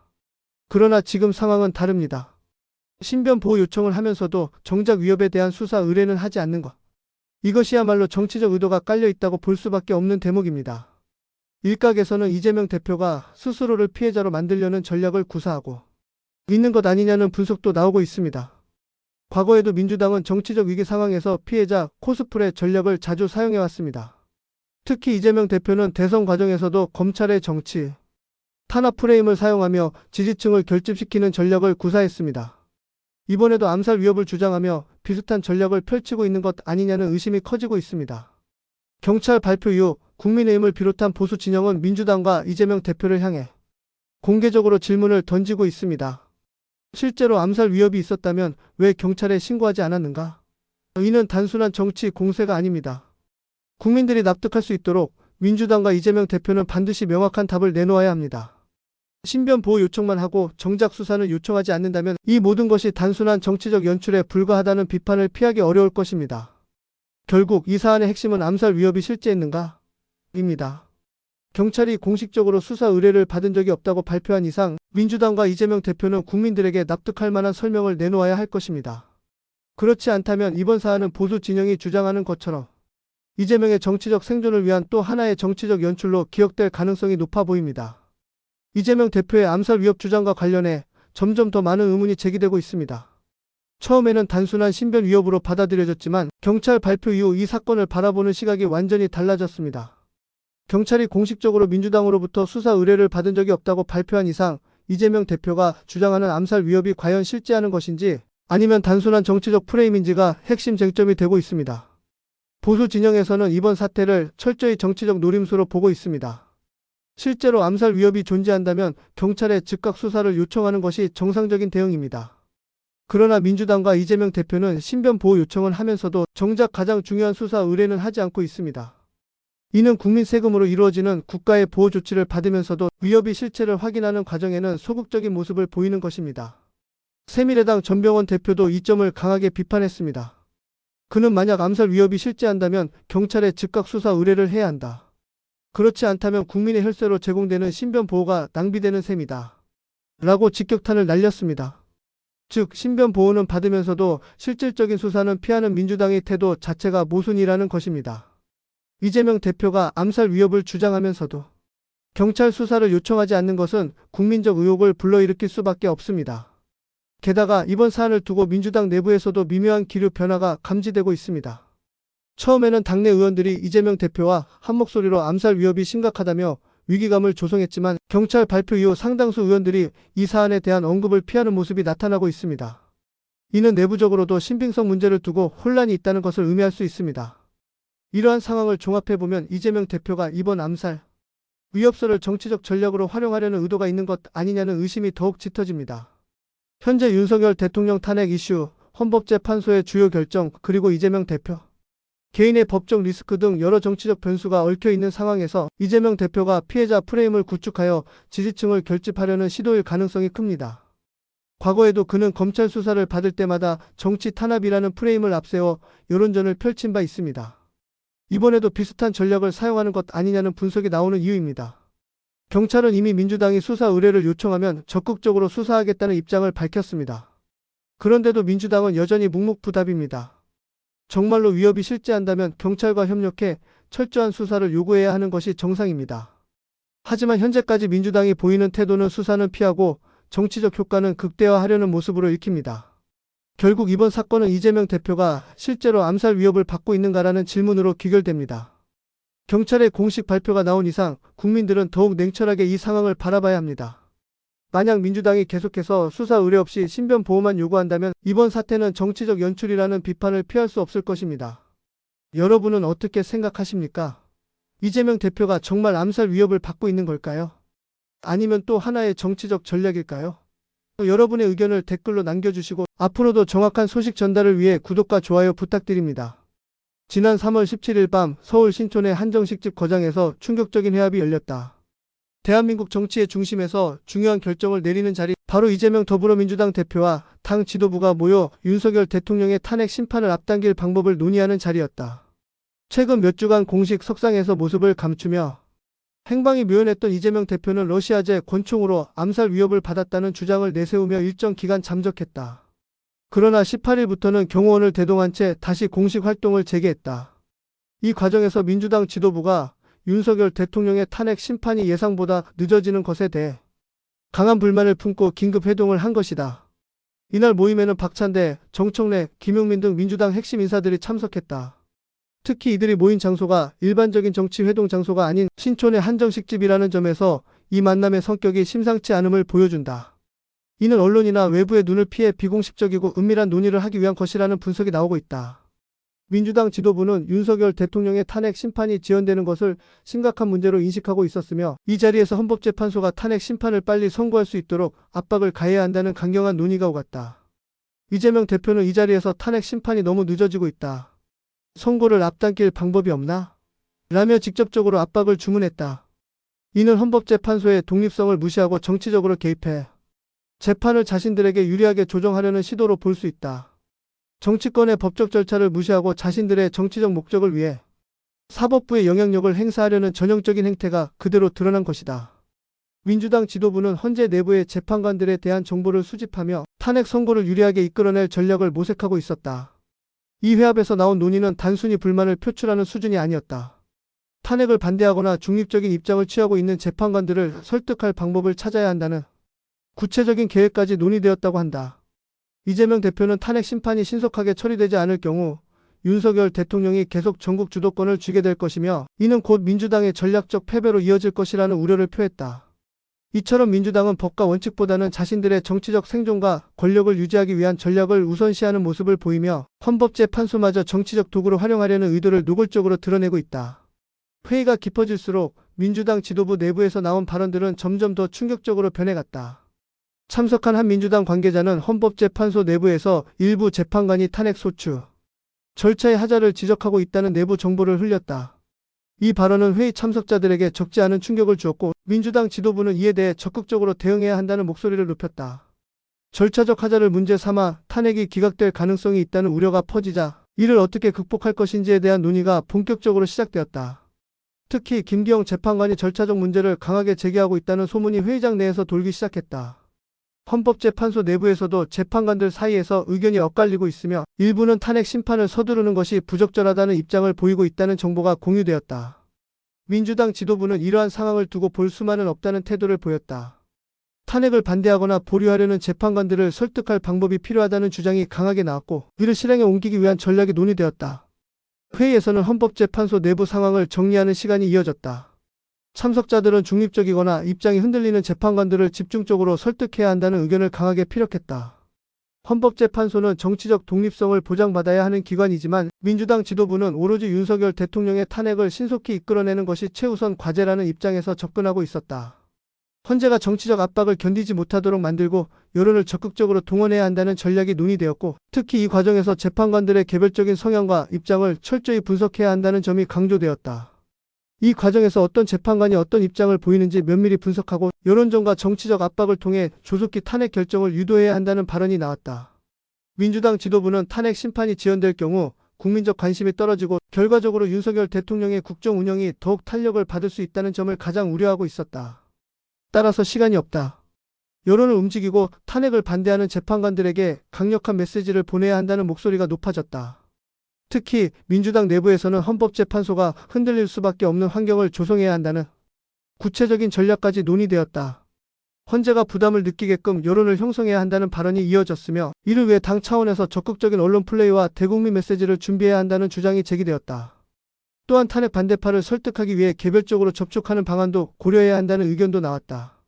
이들은 단순히 법적인 논쟁을 벌이겠다는 것이 아니라 헌법재판소를 정치적으로 압박해 원하는 결과를 얻어내겠다는 전략을 공식적으로 세우고 있었다. 이재명 대표를 비롯한 지도부는 헌재가 법과 원칙을 지키려 하는 것이 불편한 상황이었으며 이를 돌파하기 위해 가능한 모든 수단을 강구하고 있었다. 그렇다면 민주당이 준비하고 있는 이른바 헌재 압박 전략은 무엇일까? 회의에서 논의된 방안을 정리해보면 첫째로 여론을 이용해 헌법재판소에 외부 압력을 가하는 방식이 검토되었다. 이를 위해 친여 성향의 언론과 시민단체를 동원해 탄핵을 지연시키려는 헌법재판소가 국민의 뜻을 거스르고 있다는 프레임을 만들고 이를 지속적으로 확산시키는 전략이 제시되었다. 둘째로 헌법재판소 내부 인사들에 대한 철저한 분석이 이루어져야 한다는 점이 강조되었다. 어떤 재판관이 중립적인 입장을 보이고 있으며 누구를 설득하면 민주당에 유리한 방향으로 판결을 이끌어낼 수 있는가에 대한 면밀한 조사가 필요하다는 논의가 이어졌다. 특히 김기영 재판관이 절차적 문제를 강하게 지적하고 있다는 정보가 공유되면서 그를 어떻게 설득할 것인지가 핵심 쟁점으로 떠올랐다. 셋째로 탄핵 심판을 반대하는 재판관들이 부담을 느끼도록 강한 메시지를 보내야 한다는 의견도 나왔다. 이를 위해 헌재 재판관들의 개별적인 성향과 과거 발언을 분석하고 그들의 결정에 영향을 미칠 수 있는 방안을 모색해야 한다는 주장이 제기되었다. 민주당 지도부는 헌재가 정치적 중립을 유지하려 하기보다는 민주당의 압박에 굴복하도록 만드는 것이 이번 전략의 핵심이라고 판단하고 있었다. 따라서 단순한 정치적 주장만으로는 부족하며 강력한 대중운동을 통해 헌재를 압박해야 한다는 공감대가 형성되었다. 이와 함께 탄핵이 미뤄지면 미뤄질수록 윤석열 대통령이 유리한 국면을 가져가게 된다는 점이 지적되었다. 3월 26일 이재명 대표의 선거법 위반 항소심 선고가 예정되어 있는 만큼 그 전에 윤석열 대통령의 탄핵이 선고되어야 한다는 주장이 강하게 나왔다. 이는 결국 윤석열 대통령 탄핵이 이재명 대표의 정치적 생존과 직결된 문제라는 점을 여실히 드러낸 것이다. 민주당 지도부는 헌법재판소의 독립성과 공정성을 무너뜨리고 정치적 압박을 통해 원하는 결정을 이끌어내려는 움직임을 노골적으로 보이고 있었다. 그들은 법이 아니라 정치적 계산과 공작을 통해 대한민국의 운명을 바꾸려 하고 있다. 이제 중요한 것은 과연 헌법재판소가 이러한 민주당의 압박에 굴복할 것인가, 아니면 법과 원칙을 지켜낼 것인가 하는 점이다. 이재명 대표가 윤석열 대통령 탄핵을 밀어붙이는 진짜 이유는 단순한 정치적 전략이 아니라 본인의 정치 생명과 직결된 문제이기 때문이다. 오는 3월 26일 이재명 대표의 공직선거법 위반 항소심 선고가 예정되어 있다. 1심에서 징역 1년의 집행유예 2년이 선고된 이 사건은 만약 2심에서 벌금 100만 원 이상의 형이 확정될 경우 이재명은 피선거권을 박탈당하게 된다. 즉 차기 대선 출마 자체가 불가능해지는 것이다. 이를 누구보다 잘 알고 있는 이재명 대표와 민주당 지도부는 윤석열 대통령의 탄핵을 항소심 선고 전에 끝내야 한다는 데 강한 공감대를 형성하고 있었다. 이재명 대표는 3월 26일 이후 정치적으로 결정적인 타격을 입게 될 가능성이 높다. 만약 탄핵이 그 전에 성사된다면 민주당은 전국의 주도권을 쥐고 헌재 판결을 무력화할 수 있는 새로운 정치적 흐름을 만들 수 있다. 윤석열 대통령이 탄핵되는 순간 모든 정치적 이슈는 탄핵 이후의 권력 재편으로 쏠릴 것이고 이재명 대표의 항소심 판결이 나오더라도 그 여파는 최소화될 수 있기 때문이다. 반면 윤석열 대통령 탄핵이 이재명의 항소심 이후로 늦춰진다면 상황은 완전히 달라진다. 이재명이 항소심에서 실형을 받을 경우 본인이 대선에 출마할 수 없는 상황에서 탄핵 정국을 이끌어야 하는데 이는 민주당 입장에서 큰 타격이 될 수밖에 없다. 탄핵이 먼저냐, 항소심이 먼저냐가 이재명 대표에게는 단순한 시기의 문제가 아니라 정치적 생존과 직결된 사안이 된 것이다. 이 같은 상황에서 민주당 지도부는 윤석열 대통령 탄핵을 조기에 성사시키기 위해 모든 수단을 강구해야 한다는 태도를 보이고 있다. 헌법재판소를 압박해서라도 탄핵 심판 선고를 앞당겨야 한다는 의견이 강하게 나오고 있으며 이를 위해 언론과 여론을 총동원하는 방안이 논의되고 있다. 탄핵이 하루라도 늦어지면 이재명 대표의 정치적 운명도 함께 흔들릴 수밖에 없다는 절박함이 민주당 내부에서 강하게 퍼지고 있는 것이다. 만약 윤석열 대통령 탄핵이 먼저 이루어진다면 이재명 대표는 정치적으로 반격할 수 있는 여지를 확보하게 된다. 탄핵이 현실화되는 순간 대한민국 정치는 격변의 소용돌이에 휩싸이게 된다. 민주당과 친여 성향의 단체들은 탄핵을 기정사실화하며 국민의 승리, 윤석열 정권 심판이라는 프레임을 적극적으로 확산시킬 것이다. 이재명 대표가 이 흐름을 이용해 본인의 법적 문제를 가리고 탄핵 이후의 정치적 주도권을 확보할 가능성은 충분하다.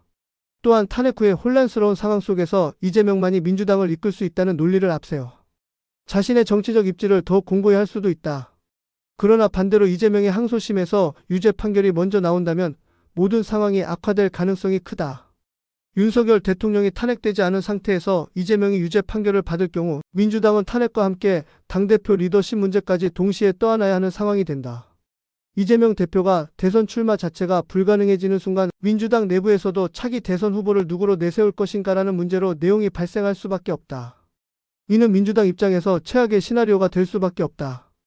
따라서 민주당 지도부는 탄핵 심판을 어떻게든 3월 26일 이전에 마무리해야 한다는 전략을 세우고 있으며 이를 위해 헌법재판소를 압박하는 것은 물론 여론전을 적극적으로 활용할 계획을 짜고 있다. 특히 민주당 내부에서는 헌법재판소가 정치적 부담을 느끼게 해야 한다는 기조가 강하게 형성되고 있다. 이를 위해 헌법재판소를 향한 집회, 언론 플레이, 시민단체 동원 등의 방법이 적극적으로 검토되고 있다. 이재명 대표를 지지하는 일부 강경 세력들은 헌법재판소가 민주주의를 지킬 것인가, 윤석열 정권의 하수인이 될 것인가라는 식의 압박성 메시지를 지속적으로 내보내고 있으며 민주당 또한 이를 묵인하거나 오히려 조장하는 태도를 보이고 있다. 이처럼 민주당은 윤석열 대통령 탄핵을 단순한 국정 문제로 접근하는 것이 아니라 이재명 대표의 정치 생명 연장이라는 절박한 관점에서 보고 있는 것이다.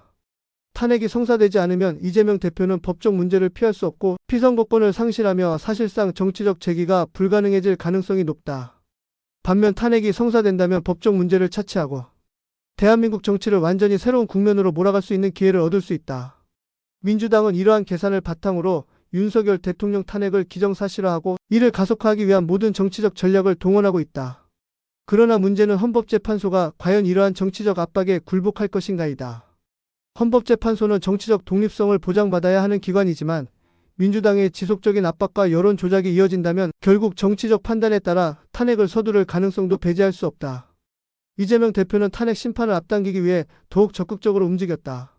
이튿날 그는 광주로 내려가 518 민주묘역을 찾았고 이 자리에서 윤석열 대통령을 강하게 비판했다. 그는 군사 독재가 현실에서 벌어지고 있다며 윤석열 정권을 독재 정권으로 규정하려는 시도를 이어갔다. 이는 단순한 연설이 아니라 윤석열 대통령 탄핵의 정당성을 강화하고 민주당 지지층을 결집하기 위한 의도적인 행보였다. 이와 동시에 민주당 지도부도 전방위적인 압박을 가하기 시작했다. 박찬대 의원은 헌법재판소를 향해 오늘 오전까지 결정을 내려야 한다며 대놓고 선고 시한을 압박했고 김용민 의원은 국민의 분노를 헌재에 전달해야 한다며 대대적인 여론전을 펼쳤다. 이는 명백한 사법부 압박이었다.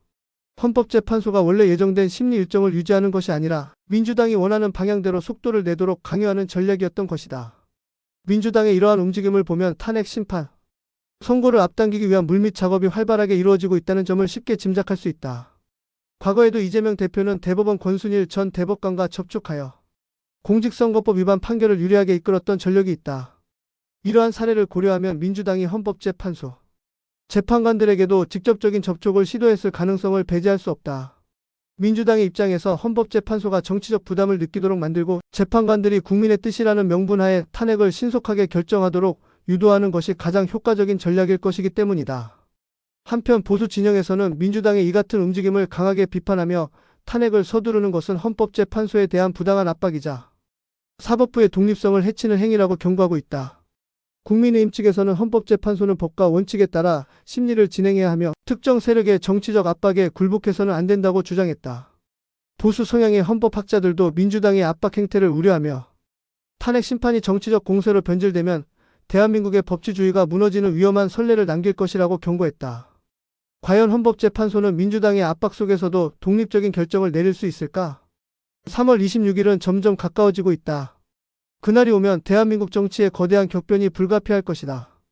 이재명 대표의 항소심 판결과 윤석열 대통령 탄핵 심판의 결과는 대한민국 정치 지형을 뒤흔들 수 있는 초대형 변수다. 민주당의 전방위적인 압박이 통할 것인지 아니면 법과 원칙이 지켜질 것인지 이제 대한민국의 미래가 걸린 중대한 갈림길에 서 있다. 여러분의 생각은 어떠십니까? 헌법재판소는 정치적 압박에 굴복할까요? 아니면 법과 원칙을 지킬까요? 댓글로 여러분의 의견을 남겨주시고 구독과 좋아요로 응원해주세요. 윤석열 대통령에 대한 탄핵 심판이 연일 지연된다는 소식이 무성함에도 불구하고 최근 호남 지역에서의 대통령 지지율이 무려 48.8%까지 치솟았다는 여론조사가 발표되어 정치권과 언론이 모두 술렁이고 있다. 통상 전국 평균치보다 낮게 집계되는 게 보통이던 호남권 지지율이 오히려 전국 지지율인 47.5%보다도 높아졌다는 점에서 상당수 국민들은 이 현상을 그저 일시적 상승이나 해프닝으로 치부하기 어려운 움직임이라고 본다. 특히 보수 성향 시청자들은 호남에서조차 윤 대통령을 다시금 긍정적으로 재평가하는 민심의 흐름에 주목하고 있다. 호남 민심은 전통적으로 더불어민주당 지지층이 두텁기로 유명했는데 이렇듯 지지율이 오른 이유에 대해 여러 해석이 분분하다. 한편 더불어민주당 이재명 대표는 상황 반전을 위해 호남에 직접 내려가 담양군수 재보궐선거에 나선 이재종 후보 지원에 총력을 기울이는 모습을 보이고 있다. 정치 경험이 풍부한 김민석, 김병주, 박지원, 주철현, 양부남 등의 민주당 주요 인사들도 동행하면서 현장에서의 지지 결집을 도모하고 있다는 것이 관계자들의 전언이다. 그러나 호남 주민 일부는 이제 과거처럼 일방적으로 한 정당을 무조건 밀어주기보다는 실질적인 정책 성과와 국정 운영 능력을 우선적으로 평가해야 한다는 인식이 늘었다고 말한다. 실제로 윤석열 정부 들어서 국무위원 탄핵안이 여러 차례 기각되거나 무산된 사례가 이어지면서 오히려 대통령의 리더십이 강화되었다고 느끼는 유권자들도 등장하고 있다는 것이다. 이런 분위기는 호남 내에서조차 조기 대선을 목적으로 한 탄핵론이 설득력을 잃어가고 있다는 신호일 수 있다. 보수 관점에서 볼 때 호남 지지율의 상승은 단순한 수치 이상으로 의미가 깊다. 윤 대통령이 국가 안보와 법치주의 그리고 경제 안정화 같은 핵심 가치에 집중하는 모습을 보이고 있다는 점이 40대 이상 시청자들에게 긍정적으로 작용한 결과일 가능성이 높다는 해석이 유력하다. 앞으로 담양군수 재보궐선거가 어떤 결과로 이어지든 호남의 민심이 움직이는 양상은 향후 전국의 방향을 가늠할 주요 지표가 될 전망이다. 호남 지역을 둘러싼 민심의 변화가 심상치 않다는 소식이 전해지자 이재명 대표는 발 빠르게 움직이기 시작했다. 현재 윤석열 대통령 탄핵 심판이 길어지면서 정치적 불확실성이 커졌다. 이런 상황을 바로잡아야 한다라는 취지의 발언을 내놓은 뒤 그는 과거처럼 호남 민심만 믿고 안일하게 대응하는 대신 직접 담양으로 내려가 대규모 지원 유세에 나섰다. 지역 사회에 퍼지고 있는 호남 민심이 흔들리고 있다는 말이 신경 쓰이지 않을 수 없었을 것이다. 유세 현장이 펼쳐진 담양의 한 공원에서는 이재명 대표가 마이크를 잡고 헌법재판소에서 윤석열 대통령의 탄핵이 만약 기각된다면 대통령이 언제든 개헌이나 비상조치를 남발할 수도 있다고 강하게 주장하며 분위기를 한껏 끌어올렸다. 그는 헌법재판소가 탄핵 심판에서 어떤 결론을 내리느냐가 앞으로의 정치 지형을 결정지을 핵심 요소라고 강조했다. 탄핵이 받아들여지지 않는다면 정부 여당 측에서는 이를 토대로 국정 주도권을 더 강화할 가능성이 있고 이는 야당 입장에서는 한층 곤란한 시나리오가 될 수밖에 없다고 보는 것이다.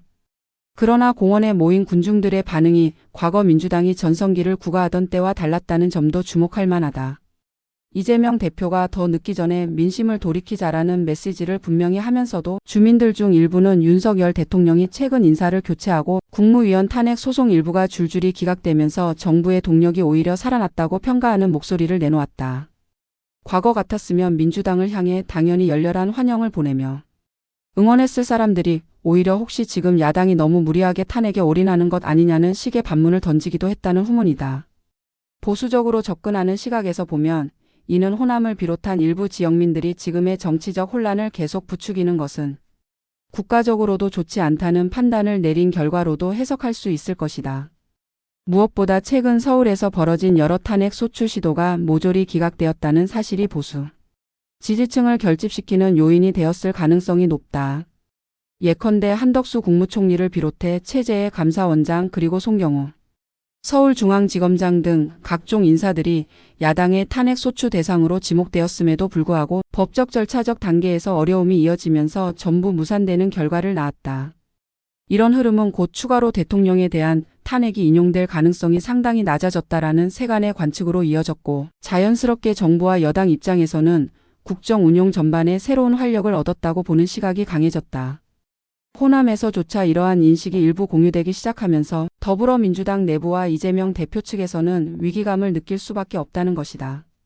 이재명 대표와 함께 현장을 누비는 민주당 핵심 인사들인 김민석, 김병주 의원부터 박지원 전 국정원장, 주철현 의원, 양부남 전 검사장 등은 하나같이 담양공원에서 열린 연설 무대에서 지금 탄핵 문제가 길어지는 바람에 우리나라가 큰 혼란에 빠질 위기다. 야당이 결속해야 국정을 바로잡을 수 있다고 외쳤지만 여기에 대한 반응은 이전처럼 묻지도 따지지도 않고 이번만 찍는 정도의 일방적 찬성이 아니었다. 특히 40대 이상 유권자를 비롯한 중장년층은 안정적인 국정이 무엇보다 중요하다고 생각한다. 경제가 불안정하면 서민 생활이 바로 위협받고 안보가 흔들리면 가족들의 안전까지 걱정해야 한다. 이런 관점에서 본다면 윤석열 대통령이 국무위원 탄핵이 줄줄이 기각된 상황을 계기로 지금의 정책 기조를 더욱 밀고 나가고 개혁과 법치주의의 기틀을 확고히 하겠다는 신호를 준 점을 긍정적으로 받아들이는 보수 성향 유권자들도 충분히 있을 수 있다. 결국 호남이라는 지역적 특성, 즉 민주당의 텃밭으로 여겨지던 곳에서조차 윤석열 대통령이 그래도 일을 제대로 하려 하는 것 아니냐라는 목소리가 조금씩 퍼져나가는 움직임이 제법 두드러지게 감지된 것이다. 이런 분위기는 자연스레 이재명 대표와 민주당 지도부를 긴장하게 만든다. 만약 호남 민심이 너무 거세게 요동쳐서 이른바 조기 대선을 노리는 전략이 통하지 않는 국면으로 흐르게 된다면 윤석열 대통령 탄핵 자체가 허망하게 끝날 뿐 아니라 야당 내부의 지지도 흔들릴 수 있기 때문이다. 실제로 언론 보도에서는 이렇게 되면 이재명 대표가 말하던 조기 대선 가능성은 사실상 더욱 멀어졌다라는 분석이 심심찮게 나오고 있다. 보수적 시각에서 보면 이는 오히려 환영할 만한 일이다. 늘어나는 국민적 피로도와 불확실성을 야당이 더 키우는 것보다는 차라리 안정적인 국정 운영으로 현안을 풀어나가는 것이 장기적으로 대한민국의 발전과 국익에 도움이 된다는 판단 때문이다. 게다가 장기전으로 흐르는 탄핵 심판의 결론이 지연되는 동안 대통령실이나 여당은 준비된 카드들을 하나씩 꺼내 보이며 차근차근 지지 기반을 다지고 있는 것으로 보인다. 그렇게 하면서 인사를 교체하고 국무위원이나 검찰총장 등 핵심 보직자를 재정비해 국정 동력을 회복하는 데 성공했다는 평가가 적지 않게 들려온다. 이 점이야말로 이재명 대표가 제기하는 대통령 탄핵이 기각되면 큰일이라는 주장에 대해 호남 주민들조차 꼭 그렇지는 않을 수 있다라고 생각하게 만들었을 가능성이 크다. 무엇보다 중장년층을 포함한 40대 이상 시청자들은 국가의 안정성과 정부 정책의 연속성을 중요하게 여기는 경향이 두드러지는데 정부가 안팎으로 흔들리는 모습보다는 확실한 리더십을 갖추고 주요 사안을 신속히 처리하는 편을 더 바람직하게 본다는 조사 결과도 수차례 발표된 바 있다. 그렇기에 탄핵을 둘러싼 논란이 너무 정치적 공방으로 흐르면 정작 국민 생활과 직결된 경제, 물가, 일자리, 외교, 안보 문제는 뒷전이 될 수 있다고 우려하는 목소리도 적지 않다.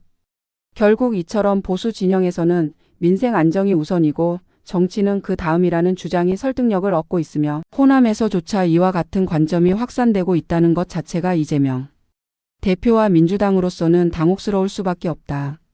탄핵이 지연되는 과정에서 국면이 정권에 유리하게 변해가는 신호가 곳곳에서 감지되고 호남권의 조사 결과 또한 이 흐름에 부합한다는 점이 여러 기사와 전문가 코멘트를 통해 알려지면서 정치권 내부에서는 생각보다 탄핵 드라이브가 리스크가 크다는 목소리가 나오기 시작했다. 이 지점에서 이재명 대표가 어떤 추가 메시지를 내놓을지, 민주당 지도부가 어떤 식으로 여론을 다시금 민주당 쪽으로 끌어당기려 할지가 초미의 관심사이지만 동시에 보수 관점에서 보면 지금의 상황은 윤석열 대통령이 국정 쇄신에 집중하며 호남을 포함한 전국적 지지도를 더 높일 수 있는 기회가 될 수도 있다. 이러한 상반된 시각들이 부딪히면서 전국이 한층 달아오르고 있는 가운데 아직 탄핵 심판의 결과는 나오지 않았고 헌법재판소 내부 사정을 잘 아는 이들 사이에서 윤석열 대통령 탄핵 자체가 법리적으로 성립하기 힘들고 보수 성향 재판관들의 논리가 매우 탄탄하다는 이야기가 흘러나오자 정치권 전반에는 긴장감이 감돌고 있다.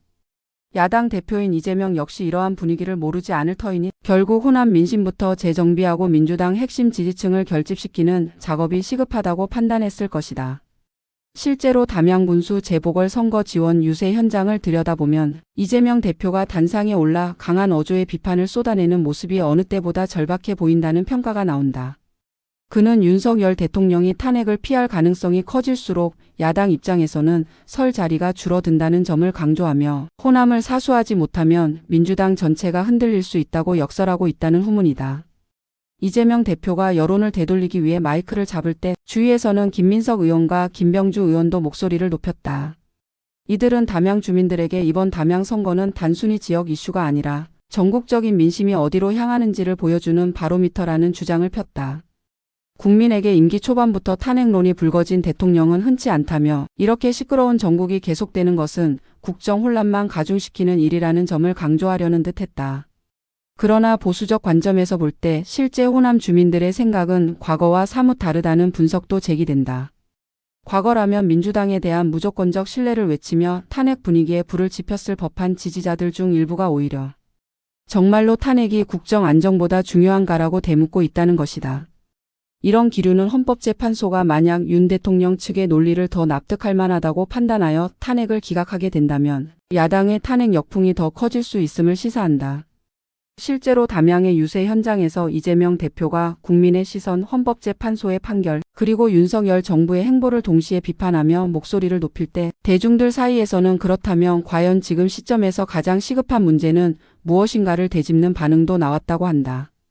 국무위원 탄핵 소송이 잇따라 기각되고 대통령이 인사를 교체하면서 국정 동력을 어느 정도 회복했다는 관측이 나오는 상황에서 탄핵 추진이 과연 실효성이 있겠느냐는 의문이 제기될 수밖에 없는 셈이다. 박지원, 주철현, 양부남 등도 연설에 동참해 민주당이 힘을 합쳐야 한다. 윤석열 정부가 원하는 대로 국정이 흘러가게 내버려 두면 큰 위기가 닥칠 것이라며 지지를 호소했지만 이에 대한 반응이 모두 일방적인 호응으로 귀결되지 않고 있다는 점은 이들의 고민을 깊게 만든다. 보수적 시각에서 이러한 양상은 윤석열 대통령과 정부 여당에게 불리하기보다는 오히려 유리하게 작용할 가능성이 높다. 호남 민심이 과거처럼 완벽히 한쪽으로 기울지 않고 국정 안정이 최우선이라는 주장이 조금씩 설득력을 얻어가면 대통령이 국정 운영의 주도권을 보다 확실히 쥘 수 있는 환경이 조성되기 때문이다. 그동안 야당 측에서 한덕수 총리나 최재해 감사원장, 송경호 서울중앙지검장 등을 상대로 잇따라 탄핵 소추 시도를 하며 정부를 견제하고 국정의 방향을 바로잡겠다는 메시지를 내놨지만 절차적으로나 법적으로 호응을 얻지 못하고 무산되었다는 사실이 오히려 정부 쪽 입장을 강화하는 결과를 낳았다. 여기에 헌법재판소 내부의 분위기마저 윤 대통령 편에 우호적이라는 풍문이 돌면서 야당 입장에서 탄핵이 쉽지 않다는 현실을 인식하는 유권자가 늘어나는 모습이다. 결국 이재명 대표 입장에서는 호남 지역에서부터 민주당 지지층을 다시금 결속시키기 위해 안간힘을 쓰고 있지만 막상 당사자인 호남 주민들 일부가 탄핵에만 매달릴 경우 국가 전체가 흔들리는 것 아닌가라고 묻는 순간 탄핵론의 동력은 약해질 수밖에 없다. 특히 40대 이상 유권자들은 정치 공방보다는 실생활 안정과 국가적 안보 그리고 경제 회복을 우선시하는 경우가 많다. 이들은 여야를 가리지 않고 정치적 혼란을 야기하는 세력보다는 적어도 국정을 뭔가 해내려는 모습을 보이는 쪽을 지지할 수도 있다는 생각을 가질 수 있다. 때문에 민주당 측에서 아무리 이번 담양군수 선거가 전국 민심을 대변한다고 외쳐도 정작 주민들은 탄핵보다 국정 안정이 우선 아니냐라며 맞받아치는 상황이 벌어지면 이재명 대표가 강조하는 호남 결집을 원하는 만큼 끌어내기 쉽지 않을 수 있다는 전망이 나온다. 물론 민주당 내부에서는 윤석열 대통령의 탄핵이 기각되면 대통령이 개헌, 비상조치 등을 남발할 수도 있지 않겠느냐는 위기론을 퍼뜨리며 결집을 시도하고 있다. 하지만 그러한 극단적 시나리오가 현실성이 떨어진다고 판단하는 주민들은 오히려 야당이 공포심을 조장하는 것처럼 받아들일 수도 있다. 보수 성향 시청자 입장에서는 헌법재판소가 단순히 정치적 분위기에 휩쓸리기보다 법리와 헌법, 정신에 충실한 판결을 내릴 가능성이 높다고 보는 견해가 강하다. 그런 의미에서 보수 관점으로 볼 때 현행 체제 내에서 윤석열 대통령이 이미 국정 운영에 대한 기초를 다져가고 있고 나아가 국제 외교나 안보 그리고 법치주의 확립에 중점을 두고 있다는 점이 호남 민심조차 일정 부분 움직이게 만들었다고 해석하기도 한다. 담양군수 재보궐선거 유세 현장에 나선 이재명 대표가 비판의 강도를 높여가며 이번 선거야말로 윤석열 정부를 막아낼 중요한 분수령이라고 호소하는 대목에서 과연 민주당이 탄핵 드라이브에 얼마만큼의 승부수를 걸고 있는지 알 수 있지만 그 열망이 호남 주민들에게서도 이전과는 다른 반응을 얻는 중이라면 그 효과는 불투명할 수도 있는 것이다. 야당이 법리적으로 어렵더라도 정치적 타격을 주기 위해 탄핵을 계속 추진해야 한다고 주장하는 사이 보수 측에서는 정말로 다수 국민이 이를 원하고 있는가 아니면 정치 공방을 넘어선 실질적 국정 안정에 대한 갈증이 더 큰가에 집중한다는 얘기다. 이런 맥락에서 담양 주민들 중 일부가 행사장 분위기를 묘하게 전환시키며 탄핵보다 국정 안정이 우선 아니냐라고 반문했을 때 이재명 대표와 민주당 지도부가 보여준 반응이 다소 불편해 보였다는 소식도 들려온다. 아직 이 논쟁의 결론이 어떻게 날지는 좀 더 지켜봐야 하겠지만 결국 이재명 대표와 민주당 지도부가 호남을 찾은 것은 이미 흔들리기 시작한 지역 민심을 다시금 단단히 붙잡기 위한 최후의 승부수였다고 볼 수 있습니다. 예전에는 호남이 민주당의 강고한 지지 기반으로 여겨졌지만 지금은 윤석열 대통령에 대한 지지율이 이 지역에서도 높게 나타나고 있어 상황이 심상치 않다는 것이 전문가들의 공통된 견해입니다. 특히 호남에서조차 지지율이 오르고 있다는 것은 이른바 체제 전쟁 구도가 국민 사이에서 다르게 인식되고 있는 징후라는 분석도 주목할 만합니다. 과거에는 정치 이슈나 당의 노선보다도 민주당이란 이름 자체가 호남 민심을 장악하는 핵심 수단이었지만 이제 호남 유권자들이 실제 국정 운영과 정부의 성과 그리고 국가 안정에 더 큰 비중을 두고 평가를 내리는 듯한 기류가 엿보입니다. 더욱이 헌법재판소가 언제 어떤 방식으로 탄핵 심판 결론을 내릴지는 여전히 불투명한 상황입니다. 탄핵이 인용될 경우 조기 대선이 열릴 수도 있다는 일각의 관측과 기각될 경우 윤 대통령이 국정 주도권을 굳히면서 야당의 입지가 약해질 것이라는 전망이 교차하는 가운데 호남이 선택할 방향이 어디냐가 정치권의 최대 관심사가 되었습니다. 담양군수 재보궐선거가 본격적으로 진행되고 그 결과가 도출되면 호남 민심의 실제 흐름이 좀 더 분명하게 드러날 것으로 보입니다. 만약 여기서 민주당 후보가 무난히 승리를 거둔다면 어느 정도 민주당의 전통적 지지세가 건재함을 확인할 수 있겠지만 만약 예상 밖의 접전이나 표차가 크게 나지 않는 결과가 나온다면 호남도 변했다는 여론이 탄핵 이슈와 맞물려 전국적으로 확산될 가능성이 높습니다. 보수적 시각에서는 윤석열 대통령이 국정 안정과 법치 그리고 외교 안보라는 큰 가치들을 내세우면서 인적 개편을 단행하고 탄핵 소추나 야당의 공세를 오히려 국정 동력을 강화하는 계기로 만들었다고 평가합니다. 호남 민심마저 여기에 긍정적으로 반응한다면 앞으로의 전국 운영은 한층 탄력을 받을 수 있다는 기대감도 있습니다. 결국 탄핵 심판의 최종 결론과 담양군수 재보궐선거 이후의 여론 변화가 향후 한국 정치의 흐름을 결정하는 중요한 분수령이 될 것이고 그 파급 효과는 호남을 뛰어넘어 전국으로 퍼져나갈 것입니다.